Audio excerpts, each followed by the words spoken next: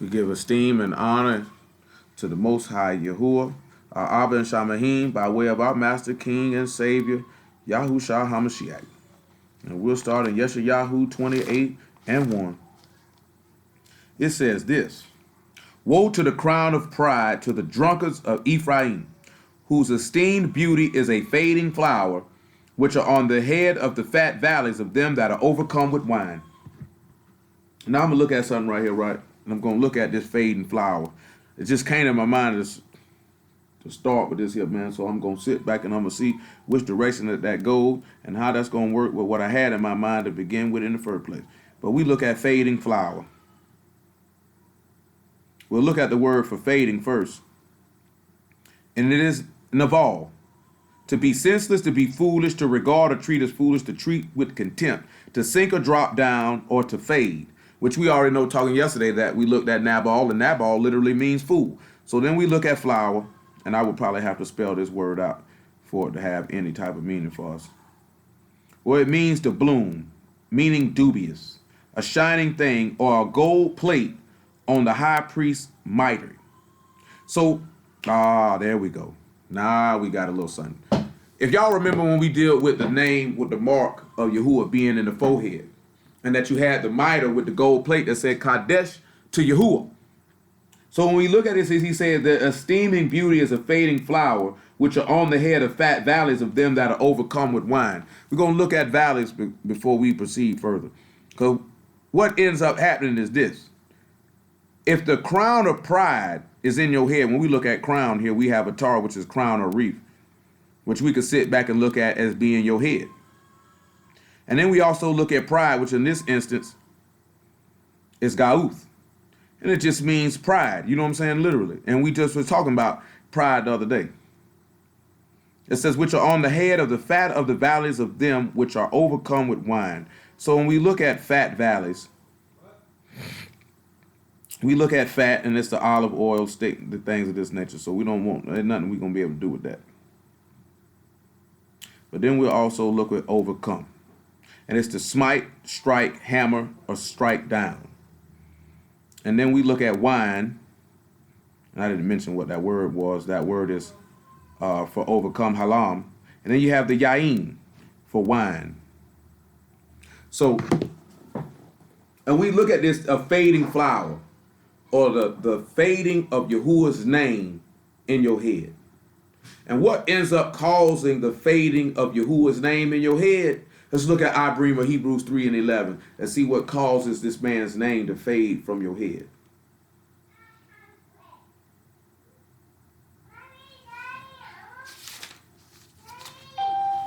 Hello? Hello? Shalom. Shalom, how you doing? Yeah, how you doing? I'm all right. I'm all right. You get Monday off too, Deidre? You said what now? I said, you get Monday off? I get Monday off. Yeah. Okay. I'm finna say, I know them white folks wasn't gonna have you working on their holiday one. So you get your holiday and their holiday, ain't it? What? Oh, yeah. Can't beat that. Hebrew 3 and 11. Make it 3 and 10. 3 and 7 even better. So when we looking at Yeshayahu 28:1, right, and he says that that fading flower. So that means that gold plate, that flower, meaning that the mitre, represented metaphorically of the mitre. In that instance, in that verse, and we know that gold plate on that mitre said Kadesh to Yahuwah. So what would make that fade away? What would make that go away? Well, let's see what would make the name of Yahuwah go away out of your mind. Wherefore, as the Ruach HaKodesh saith, today if you will hear his voice, harden not your hearts as in the provocation in the day of temptation in the wilderness, when your fathers tempted me and proved me and saw my word 40 years. Wherefore I always was grieved with that generation and said, they do always err in their heart. They have not known my ways. So I swear in my wrath they shall not enter into my rest. Take heed, brethren, lest there be in any of you an evil heart of unbelief and departing from the living Elohim. So to make that name, and let me reread that word for fade one more time. The definition. It's Naval, right? To be senseless, to be foolish, to regard or treat as foolish, to treat with contempt, to sink or drop down, to fall, to wither, to fall, to fade, to droop. Well, we know from 2 Thessalonians, he said it become a great falling away before the man of sin come. So what that means is a great falling away is that the people will literally be Nabal. You will be a fool, literally. You know what I'm saying? The reason why I'm taking this track now, I see why you take it, because it was something in the story with Nabal, Abigail, and David that came to my mind while I was driving to look at it in a different course. And most high willing, we're going to touch that course. So we have to be careful with that, an evil heart of unbelief, to not believe the word. Like you can sit back and look at it, right? Look at Romans 14:23. Romans 14:23.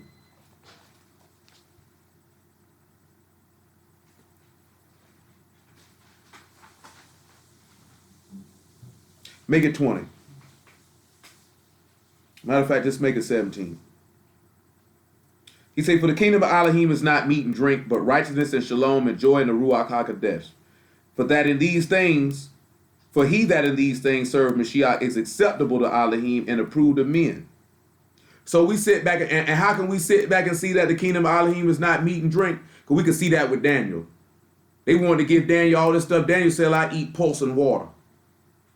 So the kingdom wasn't in that, because Daniel had that righteousness and peace in Elohim, and he had that joy. That's why he was praying to Elohim 3 times a day, even when there was a decree not to do it.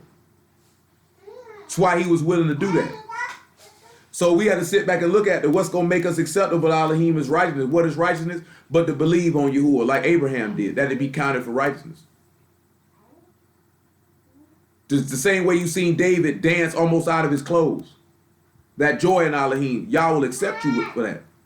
See, we don't look at these things or sit back and look at it and consider the things that will cause us to be accepted, because righteousness and shalom and joy will cause you to be accepted, because this man's name is not faded from your forehead. See, that's why you say that unless an evil heart of unbelief calls you to depart. Because when you start not believing, you begin to depart from Yahuwah, and his name begins to fade from your mind. Because when we look at his name, say Yahuwah's name is Kadesh. Yahuwah's name is judgment. Yahuwah's name is righteousness, goodness, truth, mercy. All these things that are encompassed in Yahushua HaMashiach, Yahuwah delivers. And the minute our minds go to drifting away from him, these things depart out of our head. We no longer walking. That's why he say, now you've been overcome with wine. Because now you done got drunk. What did you get drunk on? We got to go grab it. You get drunk on the cup of that great whore. You drink from her cup and not the cup of the master. This will cause you to be overcome with wine. You get overcome with the cares and affairs of this life. But let me finish this verse though.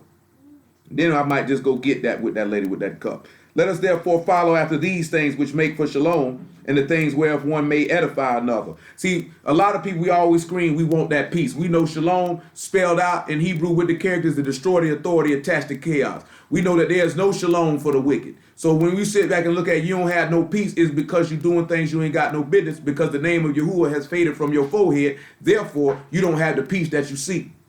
So that means you need to follow after righteousness. What is righteousness? That is faith in Yahuwah, which would be faith in his son. You're not going to get peace without that. You're not going to get joy without that.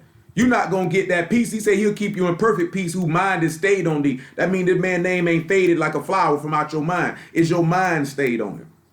Because if your mind is stayed on him, that means his word is stayed. That means if there's certain thing come up, you're not going to forget it because your mind is constantly thinking about Yahuwah. That means your mind is constantly on his ways, constantly on his word. You meditate on it day and night. You think upon it every day. How many of y'all can go days without thinking about the word? Does it come to your brain? Do you think about it? Or do you pull like what Christians do and you only wait to open up the book on Wednesdays and Shabbats, and then on the other 5 days, you ain't thinking about the word? You don't pop the book open. You know what I'm saying? You can't be like no Christian and just wait for the preacher to come preach before you go to reading the word. Why would you do that? Where's the sense in that? He said, for meat destroy not the work of Elohim. All things indeed are pure, but it is evil for that man who eat with offense. It is good neither to eat flesh, nor to drink wine, nor anything whereby thy brother stumble, or is offended, or is made weak. Hast thou faith? Have it to thyself before Elohim. Baruch is he that condemned not himself in that thing which he allowed. And he that doubt is damned if he eat, because he eat not of faith. For whatsoever is faith is sin. See, now we can sit back and look at Daniel chapter 1 before I go to Revelation 17. He say, he that doubt is damned. He say, but whatever is faith that is not of faith is sin. I'm going to show you the faith that Daniel had. Just look at the faith Daniel had. When it comes to that statement, what we're looking at in that Romans 14. Just look at the faith Daniel had. This is Daniel chapter 1. Probably about verse 5. Daniel chapter 1 about verse 5. Make it 8. But Daniel purposed in his heart that he would not defile himself with the portion of the king's meat, nor with the wine which he drank. Therefore he requested of himself, of the, I can't see because my page is going, of the eunuchs, that he might not defile himself. Now Elohim had brought Daniel into favor and tender love with the prince of the eunuchs. Hello? Hello? Oh, okay. Yeah, you must be on the road. Say what you on the road? Or that's just out there by your house? When you both go west today? Or you already went? Oh, nevertheless. And the prince of the eunuchs said, I say, when you supposed to go west today? Yeah, y'all done already went? Or y'all on the way now? Yeah, we are on the way. He said, and the prince of the eunuchs said unto Daniel, I fear my master the king, who have appointed your meat and your drink. For why should he see your faces worse liking to the children which are of your sort? Then you shall make me endanger my head to the king. Then said Daniel to Melzar, whom the prince of the eunuchs had set over Daniel, Hananiah, Mishael, and Azariah, prove thy servants. I beseech thee 10 days, and let them give us post to eat and water to drink. Then let our countenance be looked upon before thee, and the countenance of the children that eat of the portion of the king's meat. And as thou see, deal with thy servants. So he consented to them in this matter, and proved them 10 days. And at the end of 10 days, their countenance appeared fairer and fatter in flesh than all the children which did eat the portion of the king's meat. Thus Melzar took away the portion of their meat and the wine that they should drink, and gave them post. That's why he told you the kingdom of Elohim is not in meat and drink, but in righteousness, shalom, and enjoying Elohim, because that's what Daniel just manifested. And he ate and he didn't doubt. This man say, prove us. That's why he say, examine yourselves whether you be in the faith. Prove your own selves, lest you be reprobate. He said, we will hope that you know that we not reprobate. Because everybody want to sit back and say, I'm in the faith. Well, examine yourself and prove it. Because he said, prove thy servant in 10 days. Come back. Because he said, he that eateth and doubteth is damned. That's why Daniel was able to make it. He wasn't damned, he believed. Anything that's not of faith is sin. There's no way you're going to please y'all. You around here doubting and disbelieving and all that type of stuff. You can't please him. This is what's going to cause his name to fall from out your head. An evil heart of unbelief will cause you to depart. See, Daniel had a heart of belief, a righteous heart of belief. That's why he didn't depart. That's why he knew he wasn't going to be damned. That's why the man's name didn't fade. See, look at Nehemiah 9 and 25 before we get to Revelation 17 to show you what causes that mind to fade, what causes you to forget him, what causes you to become a fool. Because to forget Yahuwah will make you a fool. That's why the book say correction is grievous to a fool, because you ain't going to want to remember the name of Yahuwah. Before we even get around to Revelation 17, let's go ahead and do it like this here. Nehemiah 9 and 25, John 3 and 17, Ephesians 5 and 10.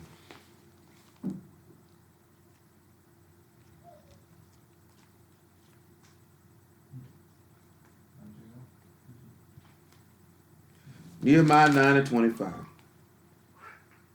Make it 9 and 26. We don't want 25. Listen what the man tell you now. He said, nevertheless, they were disobedient and rebelled. This is 26, right? Against thee, Nehemiah, and cast thy Torah behind their backs, and slew thy prophets which testified against them, to turn them to thee, and they wrought great provocation. So in the midst of, because this is what we're dealing with, a prophet is not without honor, saving his own house and amongst his own kin and his own people. We're just working our way to it. We still holding Isaiah 28:1. But he say, you notice how he say, he sent men to them, and when they heard the word, they threw it behind their back, because they did not want to hear it, because they hadn't allowed the name of Yahuwah to fade from their mind. Kadesh to Yahuwah was no longer in their forehead. They no longer remembered him. That evil heart of unbelief had done crept in and they had departed. Therefore thou delivered them into the hand of their enemies, who vexed them in the time of their trouble. When they cried unto thee, thou heard them from Shamahim, and according to thy manifold mercies, thou gave them saviors who saved them out of the hand of their enemies. Now you sit back and look at it. That's again talking about dealing with a reprobate mind. He could go ahead and give you over to the enemy, to the adversary, just for him to vex you for a season that you might learn not to blaspheme. Before we get to John chapter 3, I think it's something in 1 Timothy chapter 3. Let's look at that. Hold this Nehemiah 9. Something came to my head in 1 Timothy chapter 3. Something that Paul said about somebody. If it ain't that one, it's a second. Let me find what it is, because it just came to my head real quick. Like,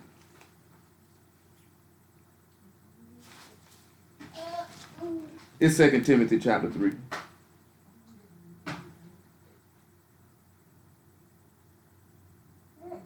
Second Timothy chapter 3 by verse 7.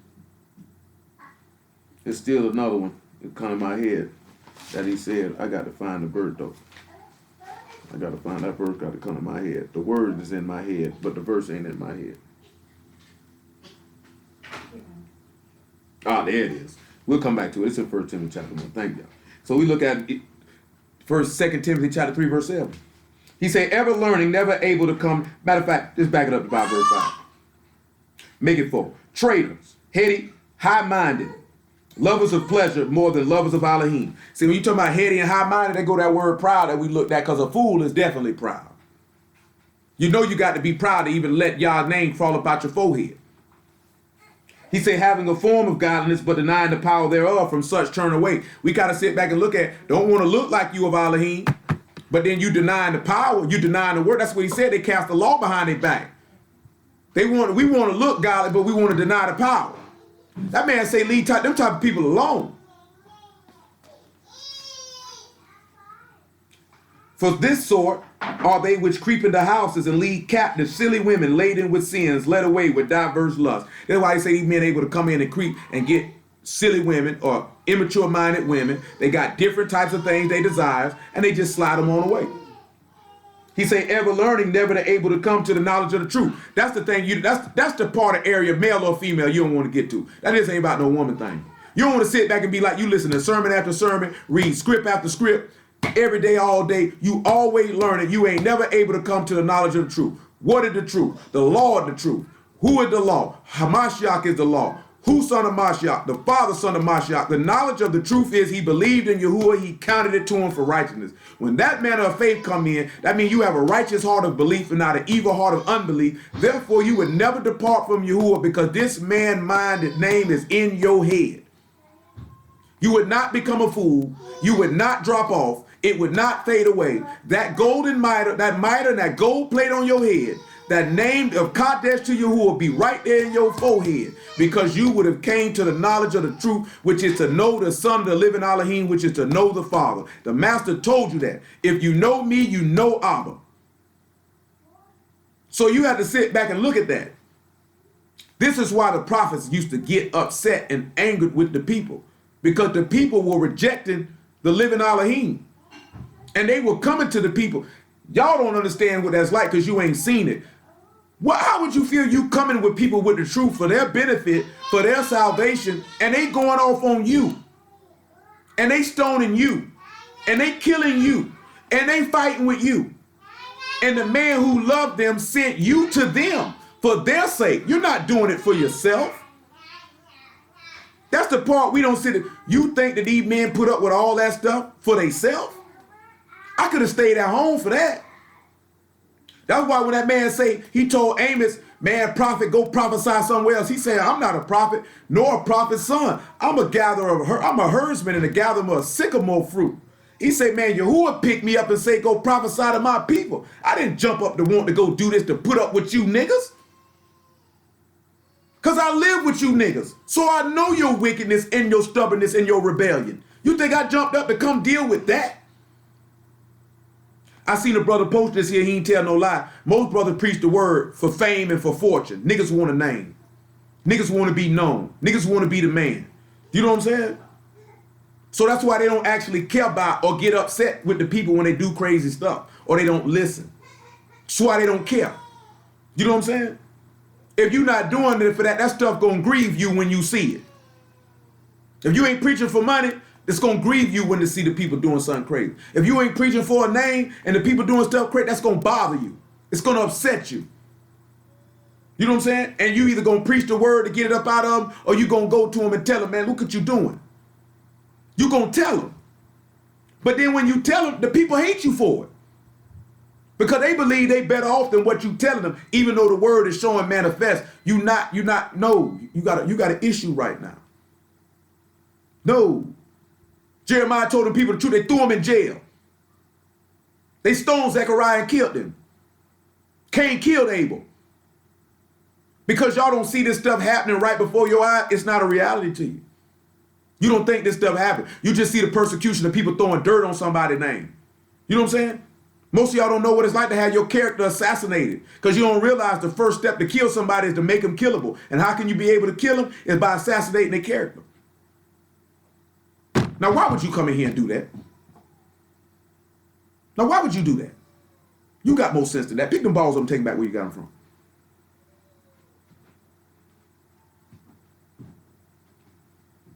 We have to think about that. We don't think about stuff like that because it's not tangible. We ain't never seen somebody preaching the word and ruach and in truth get killed. You ain't never seen nobody preaching the word and ruach and in truth go to jail. You ain't seen that. So it's not a tangible reality to you because you ain't seen it. But that time gonna come where individuals of myself, like I used to tell somebody this all the time. I always believed it. I believe that I'm gonna die a violent death.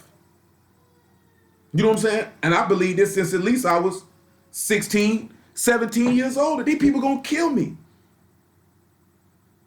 This is one of the reasons why I ain't never believed I would be married or have a family, because I know, hey, I wouldn't have to subject my wife and kids to have to deal with that. You know what I'm saying? Then I sit back and think on people I've seen in the past, what Betty Shabazz had to deal with. She watched her husband get murdered. She watched that. She was sitting right there. She saw that. You know what I'm saying? You look at Coretta Scott King. She didn't see her there. Her husband got murdered. Medgar Evers' wife come out the front door. He laying bleaking in the driveway. You know what I'm saying?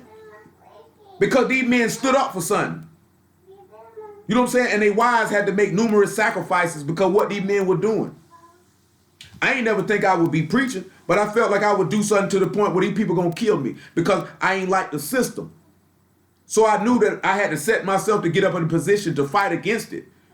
Because I'm sitting here telling y'all, I don't care if you believe it or not, I wasn't raised in the word, so the word was not on my radar. So that was not the way I was gonna go about it. You know what I'm saying? That was definitely not on my radar. It was gonna be more economic, and then, just straight coming at them like I'm calling these people out. I don't care nothing about them.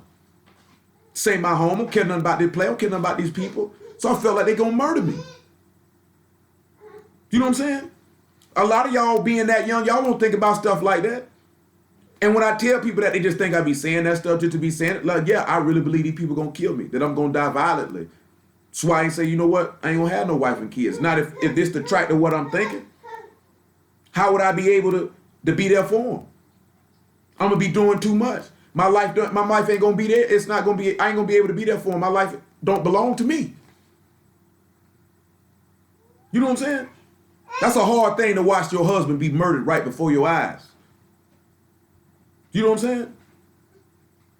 See, we done read stories, but these men wasn't in the word. Now imagine dying for the truth, being killed for the truth. We don't think about that. Listen, next thing he say though. Now, as James and Jambres withstood Moses, so do these also resist the truth, men of corrupt minds, reprobate concerning the faith. But they shall proceed no further, for the folly shall be made manifest unto all men as theirs war. Now, you look at James and Jambres, that's just going back to sitting back, looking at what you did with Korah and all them, withstanding Moses, going against him. They didn't have that respect and honor. See, look at something else what Paul said in 1 Timothy chapter 1 and about verse 18.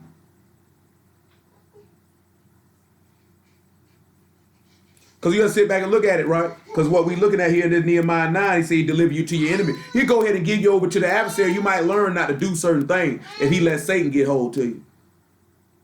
Let the adversary get hold to you. You might learn a little something. You might learn not to do certain things. He said, holding faith and a good conscience, which some have putting away concerning the faith have made shipwright. See, when you can sit back and you look like and you hold the faith, and you got a good conscience because the name of Yahuwah is still in your forehead and you hold on to that. He said, but you got some, they done put that away, that evil heart of unbelief done crept in, right? So because of that there, now their life done became a wreck. He said, now they done became a shipwreck. Your whole life is out of control because you didn't hold to the faith, you didn't keep a good conscience. You done became he done deliver you over to your enemy, he gonna let you crash. That's why he say, I give them over to the end, let me see what the end gonna be. He'll let you crash. Because see, y'all sit back and look at it, you think somebody's supposed to keep telling you something, telling you something, telling you something, telling you something. Okay, we're gonna tell you a few times, and after that, then let it alone, let you crash. Then once you crash, you'll realize how dumb you were, how stupid you were, and then maybe you might need to return. And return back to your first love and do what you did in the first place because your way didn't work. You were working y'all's way, sun the curve, you want to go your way. Now y'all gonna let you see, I'm gonna let you see how dumb you are. You know what I'm saying? Now you done shipwreck, you done crash, everything out of control because you're an idiot. Look at the next thing he say. Of whom is Hymenaeus and Alexander, whom I delivered unto Hashatan, that they may learn not to blaspheme. So Paul sit back and say, I gave them up to the devil. I gave them up to the adversary. Maybe they might learn. So that means they don't necessarily mean they going to hell. See, I gave it to them. Maybe they'll sit back. I delivered them to their enemies. Let their enemy vex them. Let the enemy vex them. Maybe they'll sit back and learn to return and obey me. Come back to Nehemiah chapter 9. Maybe they'll learn to return and obey then. I got to give them on over. They might learn because they didn't hold the faith in good conscience. They done came shipwreck. See, Hymenaeus and Alexander did that. So I had to give them over to the adversary. So they might learn not to sin. That's why he sat back and he told you that. Stone them so everybody else might know.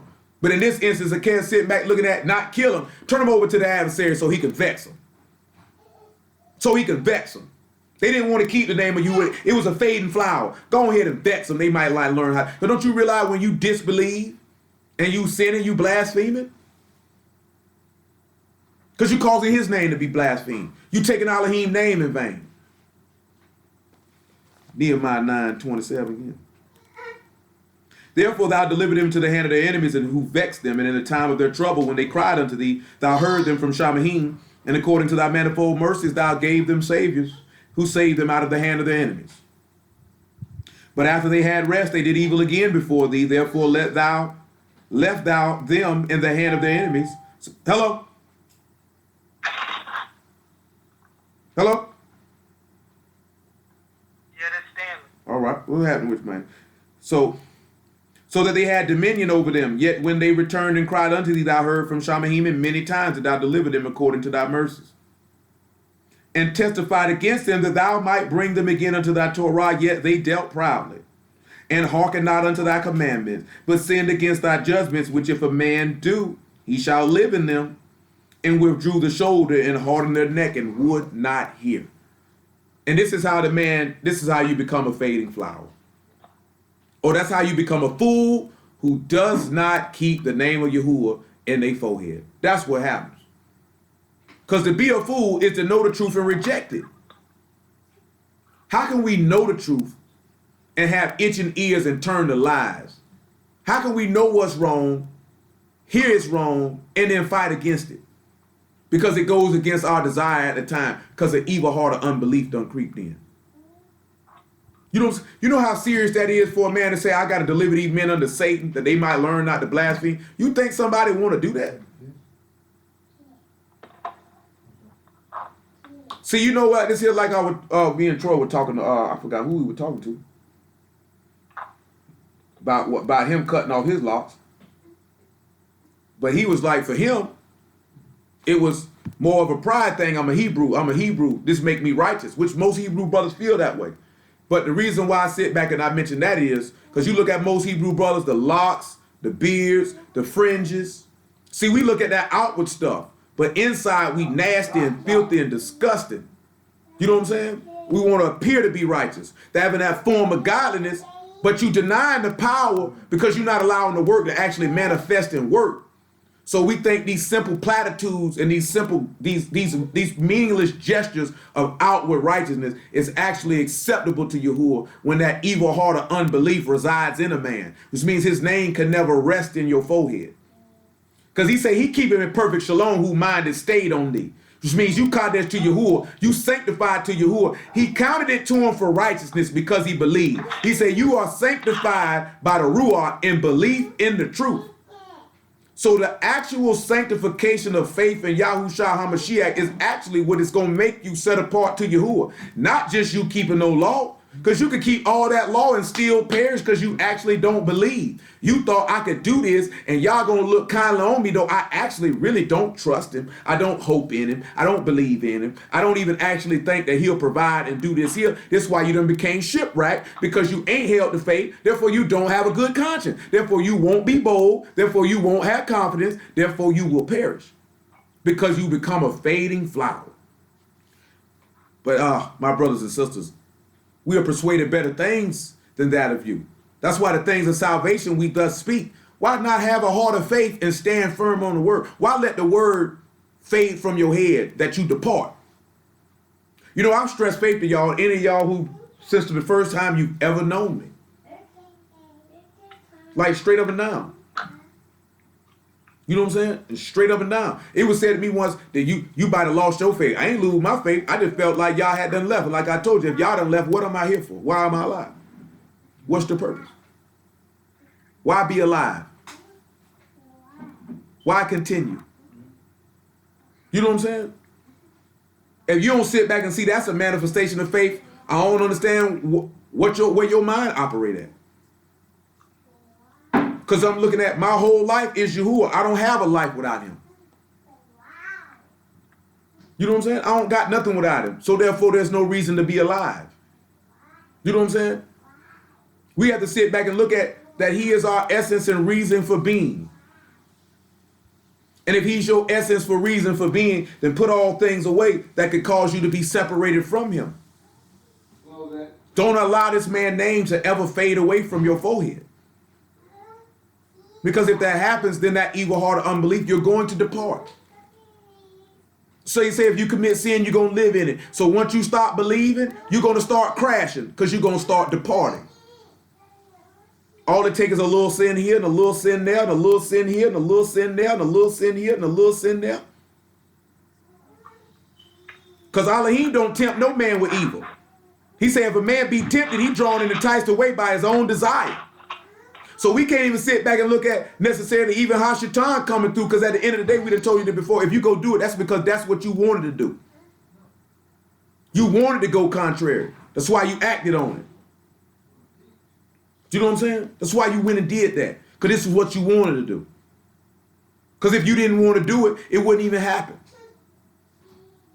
Most of us should have a mind that there's nothing that we don't want to go back to the world. See, some of y'all, you sit back and look at, okay, you married, so the temptation of having sex, that ain't no issue. That's the biggest thing people sit back and look at. It's bigger than just being tempted to fulfill the desires of the flesh. You sit back and look at what else you tempted to go do. What else you might desire to go do. You could be tempted to be drawn away from the faith to not believe anymore. Because maybe you didn't believe in the first place. And your desire was to not believe. And all it took was the right situation and circumstance for that to be manifested. You know what I'm saying? Maybe your desire is to do certain things, to move how you want to move and do how you want to do. Maybe your desire is not to listen. You know what I'm saying? Maybe your desire is stubbornness. Maybe your desire is pride. Maybe your desire is a false image. Maybe your desire is pleasing yourself. Maybe your desire is to be high-minded. Maybe your desire is to be disobedient. Maybe your desire is to be unthankful. Maybe your desire is to be unmerciful. You know what I'm saying? There's all type of things that the flesh can be inclined to that's just not necessarily the gratification of physical pleasure. That's all most people sit back and look at. Maybe you have a desire to be uncompassionate, to lack compassion. Maybe you don't really have a desire to love people. You only love people who you want to love. Maybe you have a desire to be rebellious. Maybe you have a desire to be covetous. You You know what I'm saying? You have to look at all that type of stuff. Because at the end of the day, desire, all that stuff is stuff that's in your brain. That's why he says it's what's inside a man that defile him. So this stuff is in your heart. You got to ask yourself, why is it there? Why have you allowed that to manifest and grow in your mind? Talking with brother yesterday. And he was talking about, it was certain things come to his mind, memories. And I said those memories come to your mind because you never dealt with them. You know what I'm saying? If stuff coming back to you, you have to deal with them. It'd be hard. You'll be stronger for it once you deal with it, but you got to deal with them. So if you got certain things in your heart that been resting there that's going to cause you to depart from the living Elohim, you need to deal with them. You know what I'm saying? Because it's good to flee temptation. You got to forsake it. You got to abandon it. You got to flee from sin. You know what I'm saying? But then you also have to sit back and look at,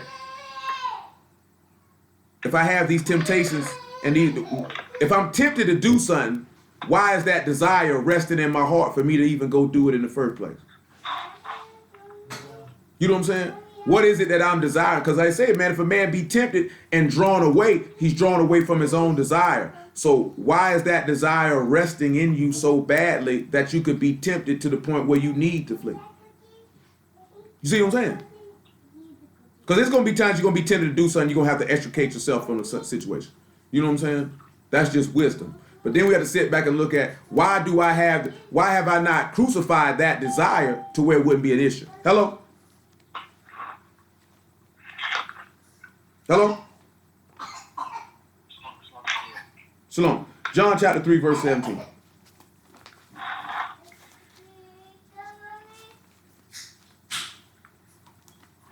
John chapter 3, verse 17.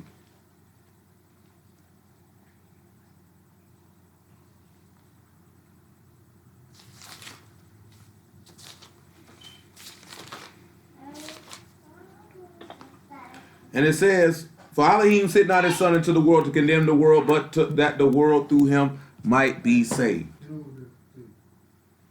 He that believe on him is not condemned.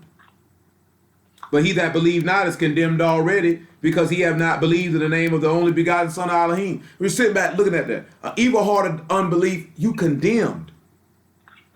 That's what we need to sit back and look at. Shabbats, feast days, all that stuff, man, don't mean nothing if you don't believe. You already condemned. Because you don't believe in Yahuwah. How can we attain salvation when the heart of faith does not exist because you become a fading flower? This man name done faded out your head. You've become a fool. The opposite of a fool is wisdom, is a wise man. The fear of Yahuwah is the beginning of wisdom, the beginning of skill. Hello? Hello? Shalom. That's the beginning of skill. The opposite of a fool is a wise man. So if we become a fading flower or a fool who's forgotten the name of Yahuwah, you are condemned.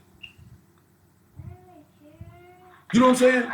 The moon of the faith is the most powerful thing that you could possess because it will cause you to be conformed to the image of the Son, because you will walk as he walked, you will do as he do. And not only that, but most importantly, your trust and your hope will be in Yahuwah. Your expectation will come from Yahuwah. You will not seek your own will. You will not seek your own way. You will not seek to gratify your flesh. And therefore, you will be set apart or sanctified. You know what I'm saying? Like when we look at it, he say, Jeremiah, he say, before I formed you in the womb, I knew thee and I sanctified thee to be a prophet unto the nations. I knew you before I made you. I set you apart. Oh, I say, brethren, beloved of the master, from the beginning, he has sanctified you through the ruach and belief of the truth. That is what set you apart. Your faith is what set you apart. Like the brothers in Detroit say, you got to be set apart from the set apart. If you born of the seed of Yasharal, you already set apart. But then you got to set yourself apart from them. You know, you got some brothers that be on this here. See, you Torah teachers, you Torah keepers. Yeah, we know we're supposed to keep the law. That's his instruction. Let's just put the law stuff to the side and let's just say what the word means. It's what he instructs you to do. So you're going to tell me put Yahuwah's instruction to the side? That's retarded. You know what I'm talking about? But then at the same time, his instructions was to lead me to have faith in the instructor, which is Yahushua. So how do you not end up with the faith if you know what the Shabbat really about? How you don't have faith in the master? If you know what the feasts are really about, How you don't have faith in the master? If you've heard Yahushua preach to you on a day in, week out basis, why is your faith lacking? That don't make sense unless you actually just didn't believe a single solitary word of it. You know what I'm saying? Because if you done heard the master preach to you for at least a year straight and you ain't got no faith, you don't got no foundation, did you really believe it? Or were you just listening just to be listening? Because I'm going to tell you like this here, right? See, somebody who teaching learns twice. They learning the same time you learning. See, you sit back and look at somebody teaching, oh, he just teaching something. No, I get to learn. I got to learn it when I'm thinking about it, if I'm researching it, if I'm studying it, and then when it's manifested. So I learned twice. You know what I'm saying? I learned twice.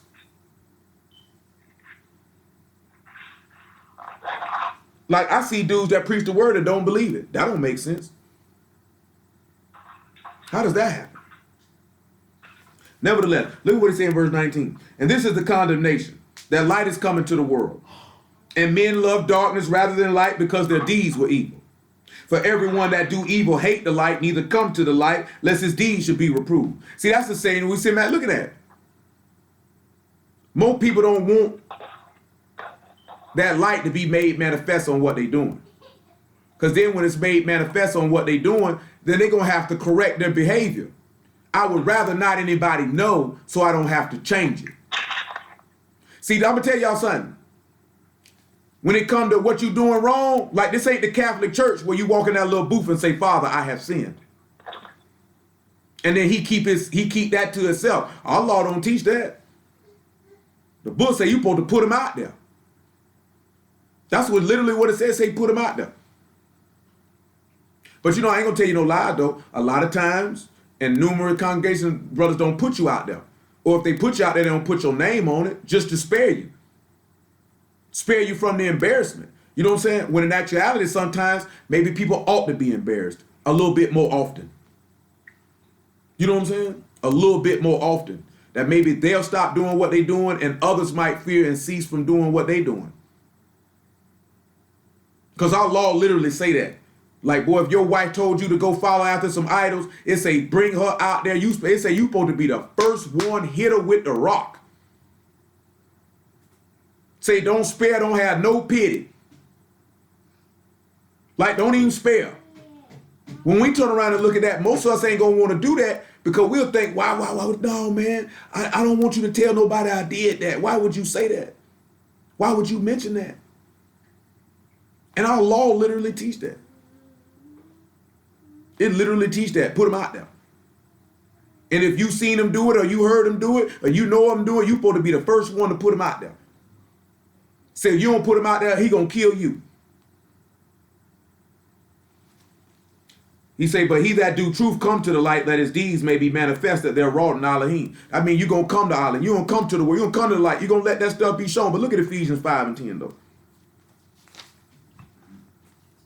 See, the reason why he mentioned that for you to bring it on out there to him, make it 5 and 8, make it 5 and 6, is because then you'll keep his name at the forefront of your forehead. And you won't depart. You'll stay walking with it. That's the point. We don't think about that type of stuff because we take stuff personal. We got to learn to stop taking stuff personal. The chastening of Yahuwah is given to those whom he loved, that the peaceable fruit of righteousness might be exercised in you. Got to stop taking stuff personal. You know what I'm saying? The word is the same way that the word is to encourage us, is to correct us and get us right too. See, we only want the encouragement part. You don't want the correction and the chastisement. That's Christian thinking. Don't tell us good. Say, tell us lies. Tell us smooth things. Prophecy deceits. Don't tell us the truth. That's what he said. It's a rebellious people that will not hear the Torah and Yahuwah. Say, don't prophesy unto us right things. Prophesy to us smooth things. Tell us lies. Make me feel good about being wicked. You know what I'm saying? If you're doing stuff you ain't got no business, you don't need no encouragement. You need some chastisement. You need some discipline. You need some correction. Encouragement is the last thing you need. Because if I encourage you, all it's going to encourage you is to continue to be wicked. You know what I'm saying? Now, if you're going through something, that's when you need encouragement. If You got some tribulation, some suffering, some affliction you going through. Yeah, you need encouragement in that. But just like he say, if you suffer for wrongdoing, what thank do you have for that? If you suffering for doing wrong, you don't need no encouragement. Man, bust him upside his head then. What am I encourage you and you catching for what you doing wrong? You ain't held the faith. You ain't kept a good conscience. Now you shipwrecked. Y'all busting you upside your head. I'm not finna encourage you, man. I'm encourage you to do better, to correct your behavior. There's a time for encouragement. There's a time for chastisement. There's a time for correction. There's a time for love. The book tell you that it's a time for everything. It's a time for everything. For everything. And every time don't call for everything. You know what I'm saying? We got a brother right now that's amongst us. He need encouragement. He's in a situation he need encouragement. But if you going astray, you don't need no encouragement. You need some chastisement and some correction. Then once your behavior has been corrected, once your chastisement has been endured, then you can get the encouragement for you to stay on the path that you don't suffer chastisement and correction again. You know what I'm saying? People don't even sit back and look at that chastisement and correction actually is positivity. That's actually positive. See, it's one thing if you beat somebody over the head with a sin. It's another thing if you remind them of it constantly. It's another thing to realize what you going through is what you catching for your behavior. So endure it that y'all might purge out of you whatever need to be purged so that you can keep going forward. Because it's actually positivity. If he chastising you and correcting you, it's because he loves you. If you wasn't catching that, that means he don't love you. That should be encouragement in itself. To keep going and endure that. So his name can stay in your head. But you know when that correction seem grievous, because correction seem grievous to a fool. That's why Hebrews tell you any correction, it don't seem grievous. It don't seem joyous, but grievous. But it yield the peaceable fruit of righteousness. See, a fool, Nabal, is going to turn from the correction. And he's not going to be a partaker thereof, therefore he'll be a bastard. Ephesians 5 and 6.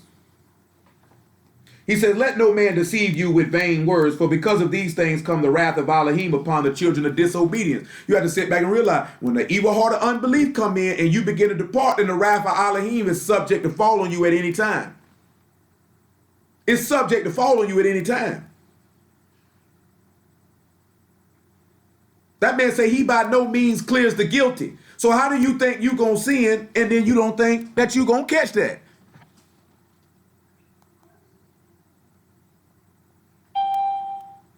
Hello? Hello? Shalom. Like how we think we ain't gonna catch that? How we think we gonna sin and you not gonna catch that? You think you're not gonna catch that? You think you're not gonna feel that? That man say he forgives sin. He ain't clearing you though. You got to catch something behind that. You know what I'm saying? I can't give you no encouragement when I know you getting penalty for your sin. I can't encourage you in that. I got to tell you to endure your suffering, not in your suffering. I got to tell you to endure your chastisement and your correction and stand firm. That's all I can tell you. Take that. You're going to have to take that because you earned that. Better correction and chastisement than judgment. Do you know what I'm saying? Better chastisement and correction than judgment. We don't think about that. Better that than judgment. Because judgment is a whole nother matter. That's a whole nother matter. You sit back and look at it. Judgment for David's sin was death. Y'all had mercy on him and he gave him correction and chastisement. So if you done something outside the way and you catching something, I can't encourage you, B. That's not the time and place for that. If we go by this book, starting Ecclesiastes chapter 3, he said there's a time for love, there's a time for war. It means it's a time for everything. Every time don't call for encouragement, just like every time don't call for chastisement and discipline and correction. You know what I'm saying? Every time don't call for wrath. Every time don't call for love. Every time don't call for war. Every time don't call for peace. You know what I'm saying? You got to know the time. See, the reason I'm mentioning all this here because if the name of Yahuwah is in your head, you don't become a fading flower. You don't become Nabal. You don't become a fool. then you can consider these things, and when these things happen, you'll endure. Because when you don't consider these things, that's when that evil heart of unbelief come in. That's when you start departing. Because he said, you have not known my ways. So when you don't know his ways and things happen, you don't consider, that's why you depart. Because we got to know y'all ways. Y'all don't operate like we operate. The man tell us how he operate.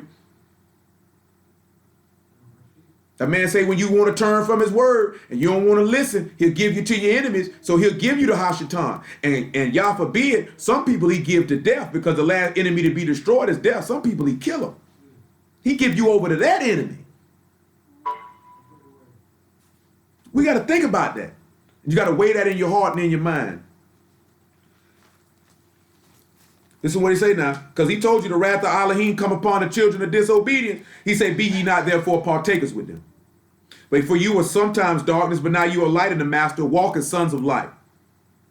For the fruit of the Ruach is in all goodness, righteousness, and truth, proving what is acceptable unto the master. And have no fellowship with the unfruitful works of darkness, but rather reprove them. For it is a shame even to speak of those things which are done of them in secret. So that means it's a shame for the individual to speak on what a nigga did in secret that he don't want nobody to know about. That's shame for him. He said, but all things that are approved are made manifest by the light, for whatsoever doth make manifest is light. Because the law is going to show you what it's going to manifest your darkness. That's why he said, go ahead and reprove them and bring it on out. Don't keep it. Don't cover it up. He that covereth his sin shall not prosper. He that confess them and forsake them shall have mercy. You can't try to cover it up because you don't want nobody to know. Look at Revelation 17. Because he said you became overcome with wine. That's why you was a fading flower and you forgot. That's why he tell you the mystery of iniquity doth already work. Because what this woman come to do with this cup, it done already been happening. That's why he said you were overcome with wine. That's why you forgot about me and became a fool. Revelation 17. About verse 3.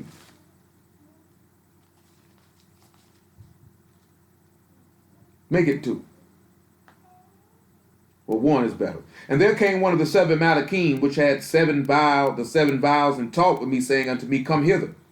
I will show unto thee the judgment of the great whore that sit upon many waters, with whom the kings of the Arats have committed fornication, and the inhabitants of the Arats have been made drunk with the wine of her fornication. So he carried me away in the Ruach into the wilderness, and I saw a woman sit upon a scarlet-colored beast, full of names of blasphemy, having 7 heads and 10 horns. And the woman was arrayed in purple and scarlet color, and decked with gold and precious stone and pearls, and having a golden cup in her hand, full of abominations and the filthiness of her fornication. And upon her forehead was a name written, Mystery Babylon the Great, the mother of harlots and abominations of the earth. And I saw the woman drunken with the blood of the Kadeshim and with the blood of the martyrs of Yahusha. And when I saw her, I wondered with great admiration. See, no, I'm not going to get in this endeavor. See, this made me think about Jezebel, because she surely caused the people to drink from her cup. She was a great whore. She had the people around there fornicating with Baal. And she had the blood of the martyrs of Yahuwah in her mouth, because she was slaying all the prophets. You know what I'm saying? That's neither here nor there for right now. But you sit back and see, it said all the people drunk from the, say, overcame with wine. What caused you to become a fading flower, to become a fool and forget the name of Yahuwah? Being overcome with wine, drinking from this woman's cup. See, when you drink from, see, you can't sit, hold on. 1 Corinthians chapter 10, verse 21.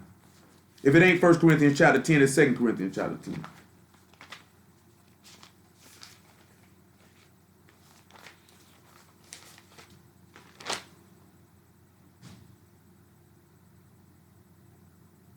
1 Corinthians chapter 10 and 21. Make it 19 though. 17 even better. 16 even better. 1 Corinthians 10 and 16. It just hit my head. Check it out, right? Listen what he say. Because see, niggas problem is they diverse seeds. See, we try to bend and bounce in between two things. How long will you halt between two opinions? If Yahuwah be Elohim, serve him. If Baal be Elohim, serve him. If you're gonna be with sinners, be with sinners. If you're going to be with Kadeshim, be with Kadeshim. He said, how long you going to halt between two opinions? If you're going to serve an idol, serve an idol. If you're going to serve the living Elohim, serve him. How long you going to be double-minded, bouncing between the two? Don't you know a double-minded man is unstable in all his ways and receive nothing of Yahuwah? Yahuwah ain't giving nothing to nobody who doubting. That's why he said, if you doubt, you damned. If you doubt, you damned. If you doubt, you damned. Think about it. If you doubt, you're damned. If you doubt, you're damned. Hello. If you doubt, you're damned. He said, this is the condemnation that they believe. Don't you all understand? That's why I'm sitting here mentioning this to y'all. Because if you keep the name of Yahuwah in your mind, he'll keep you in perfect shalom. He say, he whose mind is stayed on thee is because he trusted in thee. If you doubt, you damned. If you don't believe, you are condemned. That means you are evil. You got an evil. The book say an unbelieving mind is evil. Think about that. So guess what? If I was to look somebody in their face and they tell me I don't believe the book or I be doubting, I would be justified according to the word by saying you are evil. Well, I don't do this and I don't do that, but you don't believe. Therefore, according to the word of Yahuwah, the book of Yahuwah, you are evil. That's the first two people going in the lake is the fearful and unbelieving. Because if you don't believe, you are condemned. If you doubt, you are damned. Because if you don't believe, you will depart. If his name is not in your head and you become a fool, you will depart. To hear the word and cast it behind your back and to reject it and not listen and not conform to it, you are a fool. Therefore, you are evil. That is a hard pill to swallow, but it must be spoken. It must be told. Man, I've been screaming about having faith in Yahuwah for 7 years. Literally. Literally. All the instruction keeping in the world is not going to surpass you believing from a pure heart. Because he said a man make a confession from the heart. That means that's in your mind. See, people don't sit back and realize the stuff you say out your mouth is what's in your mind. You know what I'm saying? Even if you sit back and look, that's why he tell you, I was talking to little Stanley about it last night. And this here, and I know this here too. That's why it's always not necessarily good to speak when you angry. Because when anger come in, wisdom depart. Your skill and your wherewithal, and you can be real loose with your mouth. Because you can say things when you angry, that may have been in your mind, that don't mean that's necessarily what you meant. But when you get angry, you say stuff. And a lot of times when you angry, you say stuff with a specific purpose, usually to hurt or to be petty. You know what I'm saying? Most people don't really say what they really feel when they angry. Sometimes they do, but most people don't when they angry. They just, boom, they just say whatever come to their mind because they mad. You know what I'm saying? But when you sitting back and you not moving by it, 99.9% of the time what you say out your mouth, that's what you believe. You know what I'm saying? So if you say you believe on Yahushua, do you really believe or you just saying it? Because that's what you're supposed to say. Because that faith is what's going to set you apart. That's what's going to set you apart. That's what's going to make you high above all the nations of the Iraqs. That's what's going to sanctify. That's what got the people to Ruach without being immersed. That's what got the people to Ruach who were immersed. Because they literally believed it. They believed. There was no doubting. I've been around people who doubt the word. I ain't even talking about none of y'all neither. That anybody who's been dealing with us the last couple of years, I've been around people that like, I know that they really don't believe this. And it ain't going to be but a matter of time. Even some people who done been around us in the last couple of years, you tell they really don't believe this. And there's certain things you can say to me that I know that you don't believe this.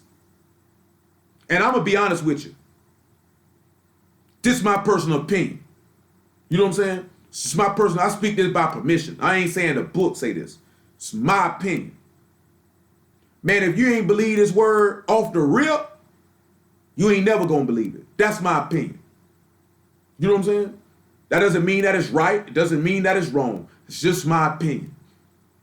You know what I'm saying? My opinion is it don't take 2-3 years to believe this. Like really believe it from the heart.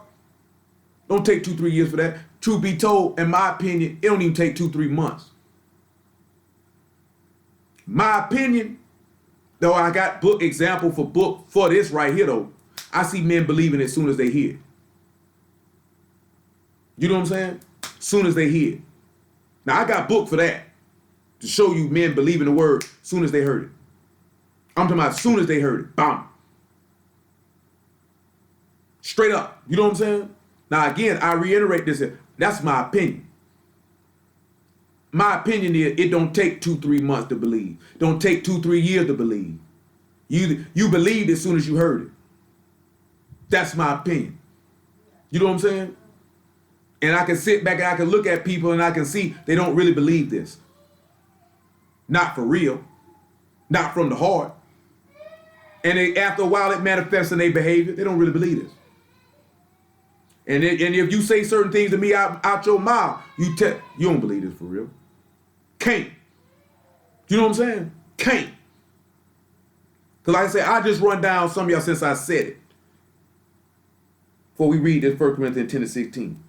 Abraham heard the word, believed it off the rip. Off the rip. Moses heard the word, believed it off the rip. Even when Ahab, when the pronouncement of judgment was brought on him, believed it off the rip. You know what I'm saying? The apostles, with the exception of Judas, believed him. There were people who the master preached to who believed him. When the master manifested himself to Paul, Paul believed it.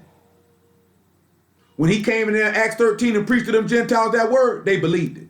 Them 3,000 men that got immersed on Pentecost, they heard that word, they believed it. Acts chapter 19, when he asked them people, had they received the Ruach since they believed? They said, we have never much heard of no Ruach. He preached the master to them, they believed it. That Ethiopian eunuch, when he said, is this man speaking of himself or another man? When he preached Yahushua to him, he believed it. First time, bam, off the rip. I believe that. I believe that. Straight up. Now, we could also have the mind of that man in Mark chapter 9 when he say, Master, help me thou with my unbelief. That's why I say that's just my opinion. That doesn't mean that that's set in stone, that you can't develop a heart of faith over time. That's why I say that's my opinion. That is my opinion. And I'm justified in my opinion. That's how I feel. That's how I see it. That's how I view it. Somebody don't like it, oh well. You know what I'm saying? That's how I see it. Because I know when I heard it, I believed off the rip. I done talked with some of our brothers, as soon as they heard it, they believed off the rip. Off the rip. What no doubting. What no wondering. Bam. Yeah, this is what it is. You know what I'm saying? Hey, it is what it is. 1 Corinthians 10-16. The cup of blessing which we bless, it is not the communion of the blood of Mashiach. The bread which we break, is that not the communion of the body of Mashiach? For we being many are one bread and one body, for all are partakers of that one bread. Behold, Yasharal, after the flesh, are not they which eat of the sacrifices partakers of the altar? See, I'm going to tell y'all something. This is how you know he was speaking to people who weren't Israelites. Why would that man turn around and say, behold, Yasharal, after the flesh, if everybody in there was of Yasharal? There would be no need for him to make that statement. What I say then, that the idol is anything, or that which is offered in sacrifice to idols anything. But I say that the things with the Gentiles sacrifice, they sacrifice the devils, and not the Elohim. I would not that you should have fellowship with devils. We would not that you should have fellowship, because if you got an evil heart of unbelief, you committing sin. He that commits sin is of the devil. We would not have you have fellowship with the devil. This is why he say, what agreement does Kadeshim have with Belial? What agreement does light have with darkness? What agreement does Mashiach have with Belial, I should say? What agreement does Abigail have with Nabal? Because Abigail name mean my Abba is joy. And Nabal mean fool. What agreement does a righteous have with the wicked? Why would you have fellowship with that? Paul said, I wouldn't have you have fellowship with that. So why are we sitting back here becoming a fading flower because we've been overcome with wine, drinking from the wrath of this woman fornication? Like I say, man, the mystery of iniquity already been working. We already been drinking or being overcome with wine by being drinking with these people and mingling and mangling with their sins and then having fellowship with devils.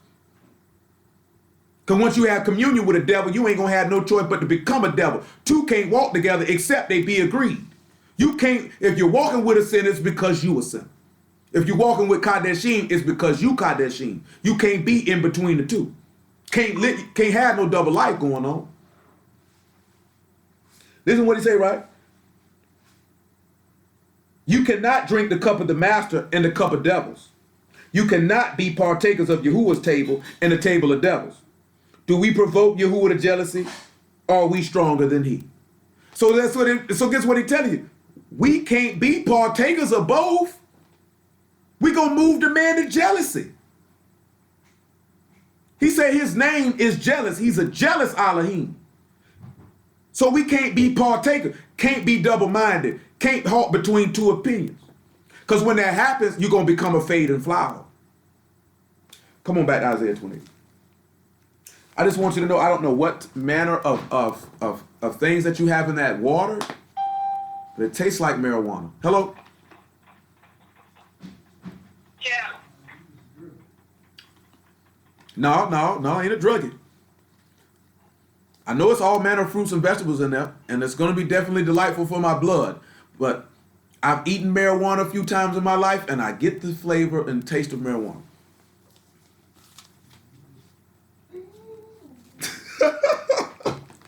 We in verse 2, right? 28 and 2, you know what I mean? Yeshayahu, Isaiah 28 and 2, though. Went a little different direction than I intended, but told y'all either way, because I wasn't trying to go this way. But that Isaiah 28 and 1 ain't come to my head for no reason. So, Baruch be Yahuwah, by Hashem Yahushua for the word. So now we look at, behold, Yahuwah have a mighty and strong one, which as a tempest of hail in a destroying storm, as a flood of mighty waters overflowing, shall cast down the Arats with the hand. The crown of pride, the drunkards of Ephraim, shall be trodden underfoot. And the esteemed beauty which is on the head of the fat valley shall be a fading flower. And as the hasty fruit before the summer, which when he look upon it see, which when he that look upon it see, while it is yet in his hand, he eat it up. And that day Yahuwah of hosts be for a crown of esteem and a didion for beauty unto the residue of his people. For a ruach of judgment to him that sit in judgment, and for strength to them that turn the battle to the gate. But they have also erred through wine, and through strong drink are out of the way. The priest and the prophet have erred through strong drink. They are swallowed up of wine. They are out of the way through strong drink. They err in vision. They stumble in judgment. For the tables are full of vomit and filthiness, so that there is no place clean.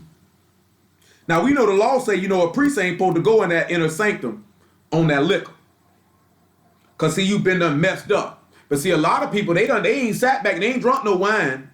Because I had a brother call me the other day talking about, I drink wine. I'm like, bro, we don't fool with it. You know what I'm saying? Because we don't know what he considered to be drunk. Man, you get on that alcohol, man, you've been made all type of mistakes. Oh, drunk nigga. You know what I'm saying? Ain't got no sound judgment because you's a drunk nigga. Staggering and stumbling all out the way. But let's look at a few things, right? Let's look at how he say he got a mighty and strong one, right? And let's go into our language and let's see what we get. Because he say he's going to have a tempest of hail.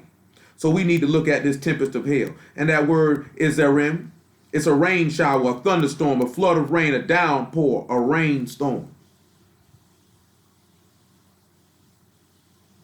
And we're going to look at hail and its barad. And it's figurative of Elohim's judgment. And now we're going to look at the next thing that we got here.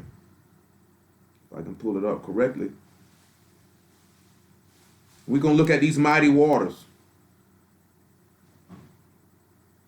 Because something should be coming to your head when you hear a flood of mighty waters that's going to overflow and cast down to the Arats with the hand, or the yard, right? Literally.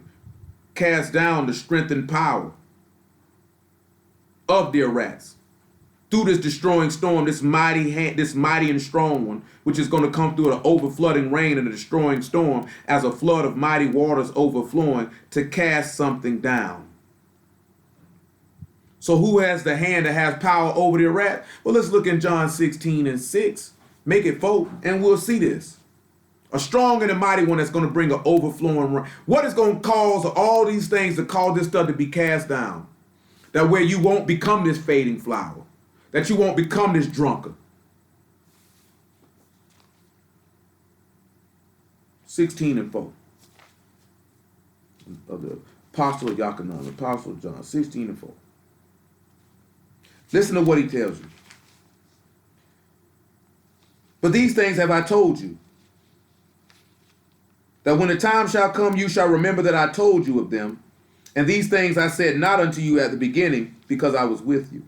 But now I go my way to him that sent me, and none of you ask me, whither go thou?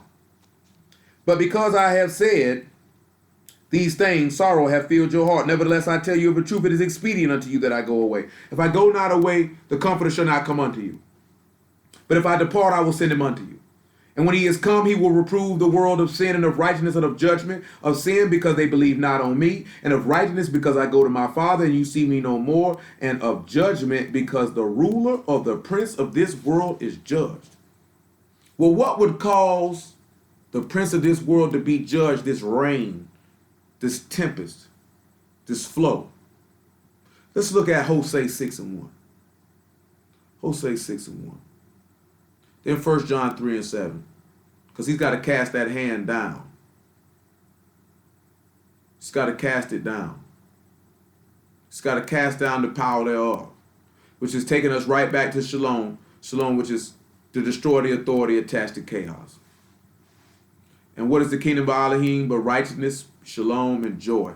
And the Ruach HaKodesh are in the spirit.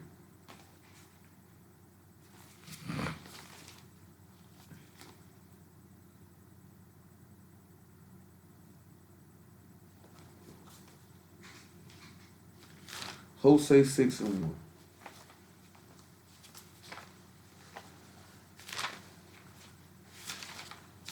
Got a lot of loose pages in here. Y'all bear with me. A lot of loose pages. Hosea 6:1.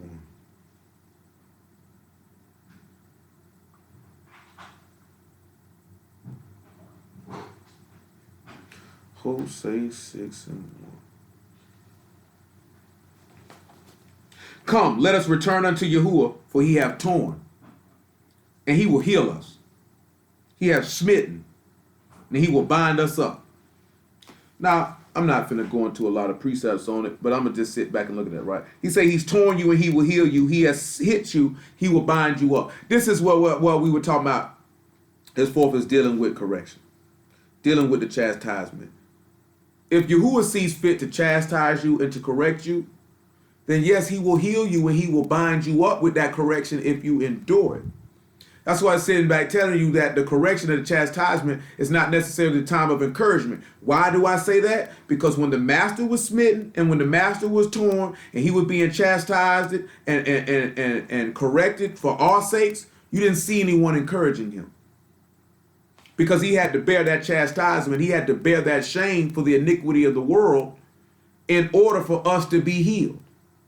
Now, in order for us individually to be healed, then we have to be willing to abide and take that chastisement and that correction and not necessarily receive that encouragement, but to endure it, knowing the byproduct of what will come out of it. As we know, Hebrews 12 say the peaceable fruit of righteousness is what is the byproduct of the chastisement. So your encouragement is knowing that the word says, as many as I love, I chasten and rebuke, therefore be zealous and repent. Yahuwah, he say, despise not the chastening of Yahuwah, for whom Yahuwah love, he chasten as a father chasten the son, in whom he delight. He say, chasten our son while there is hope, spare not for his crying. So take it.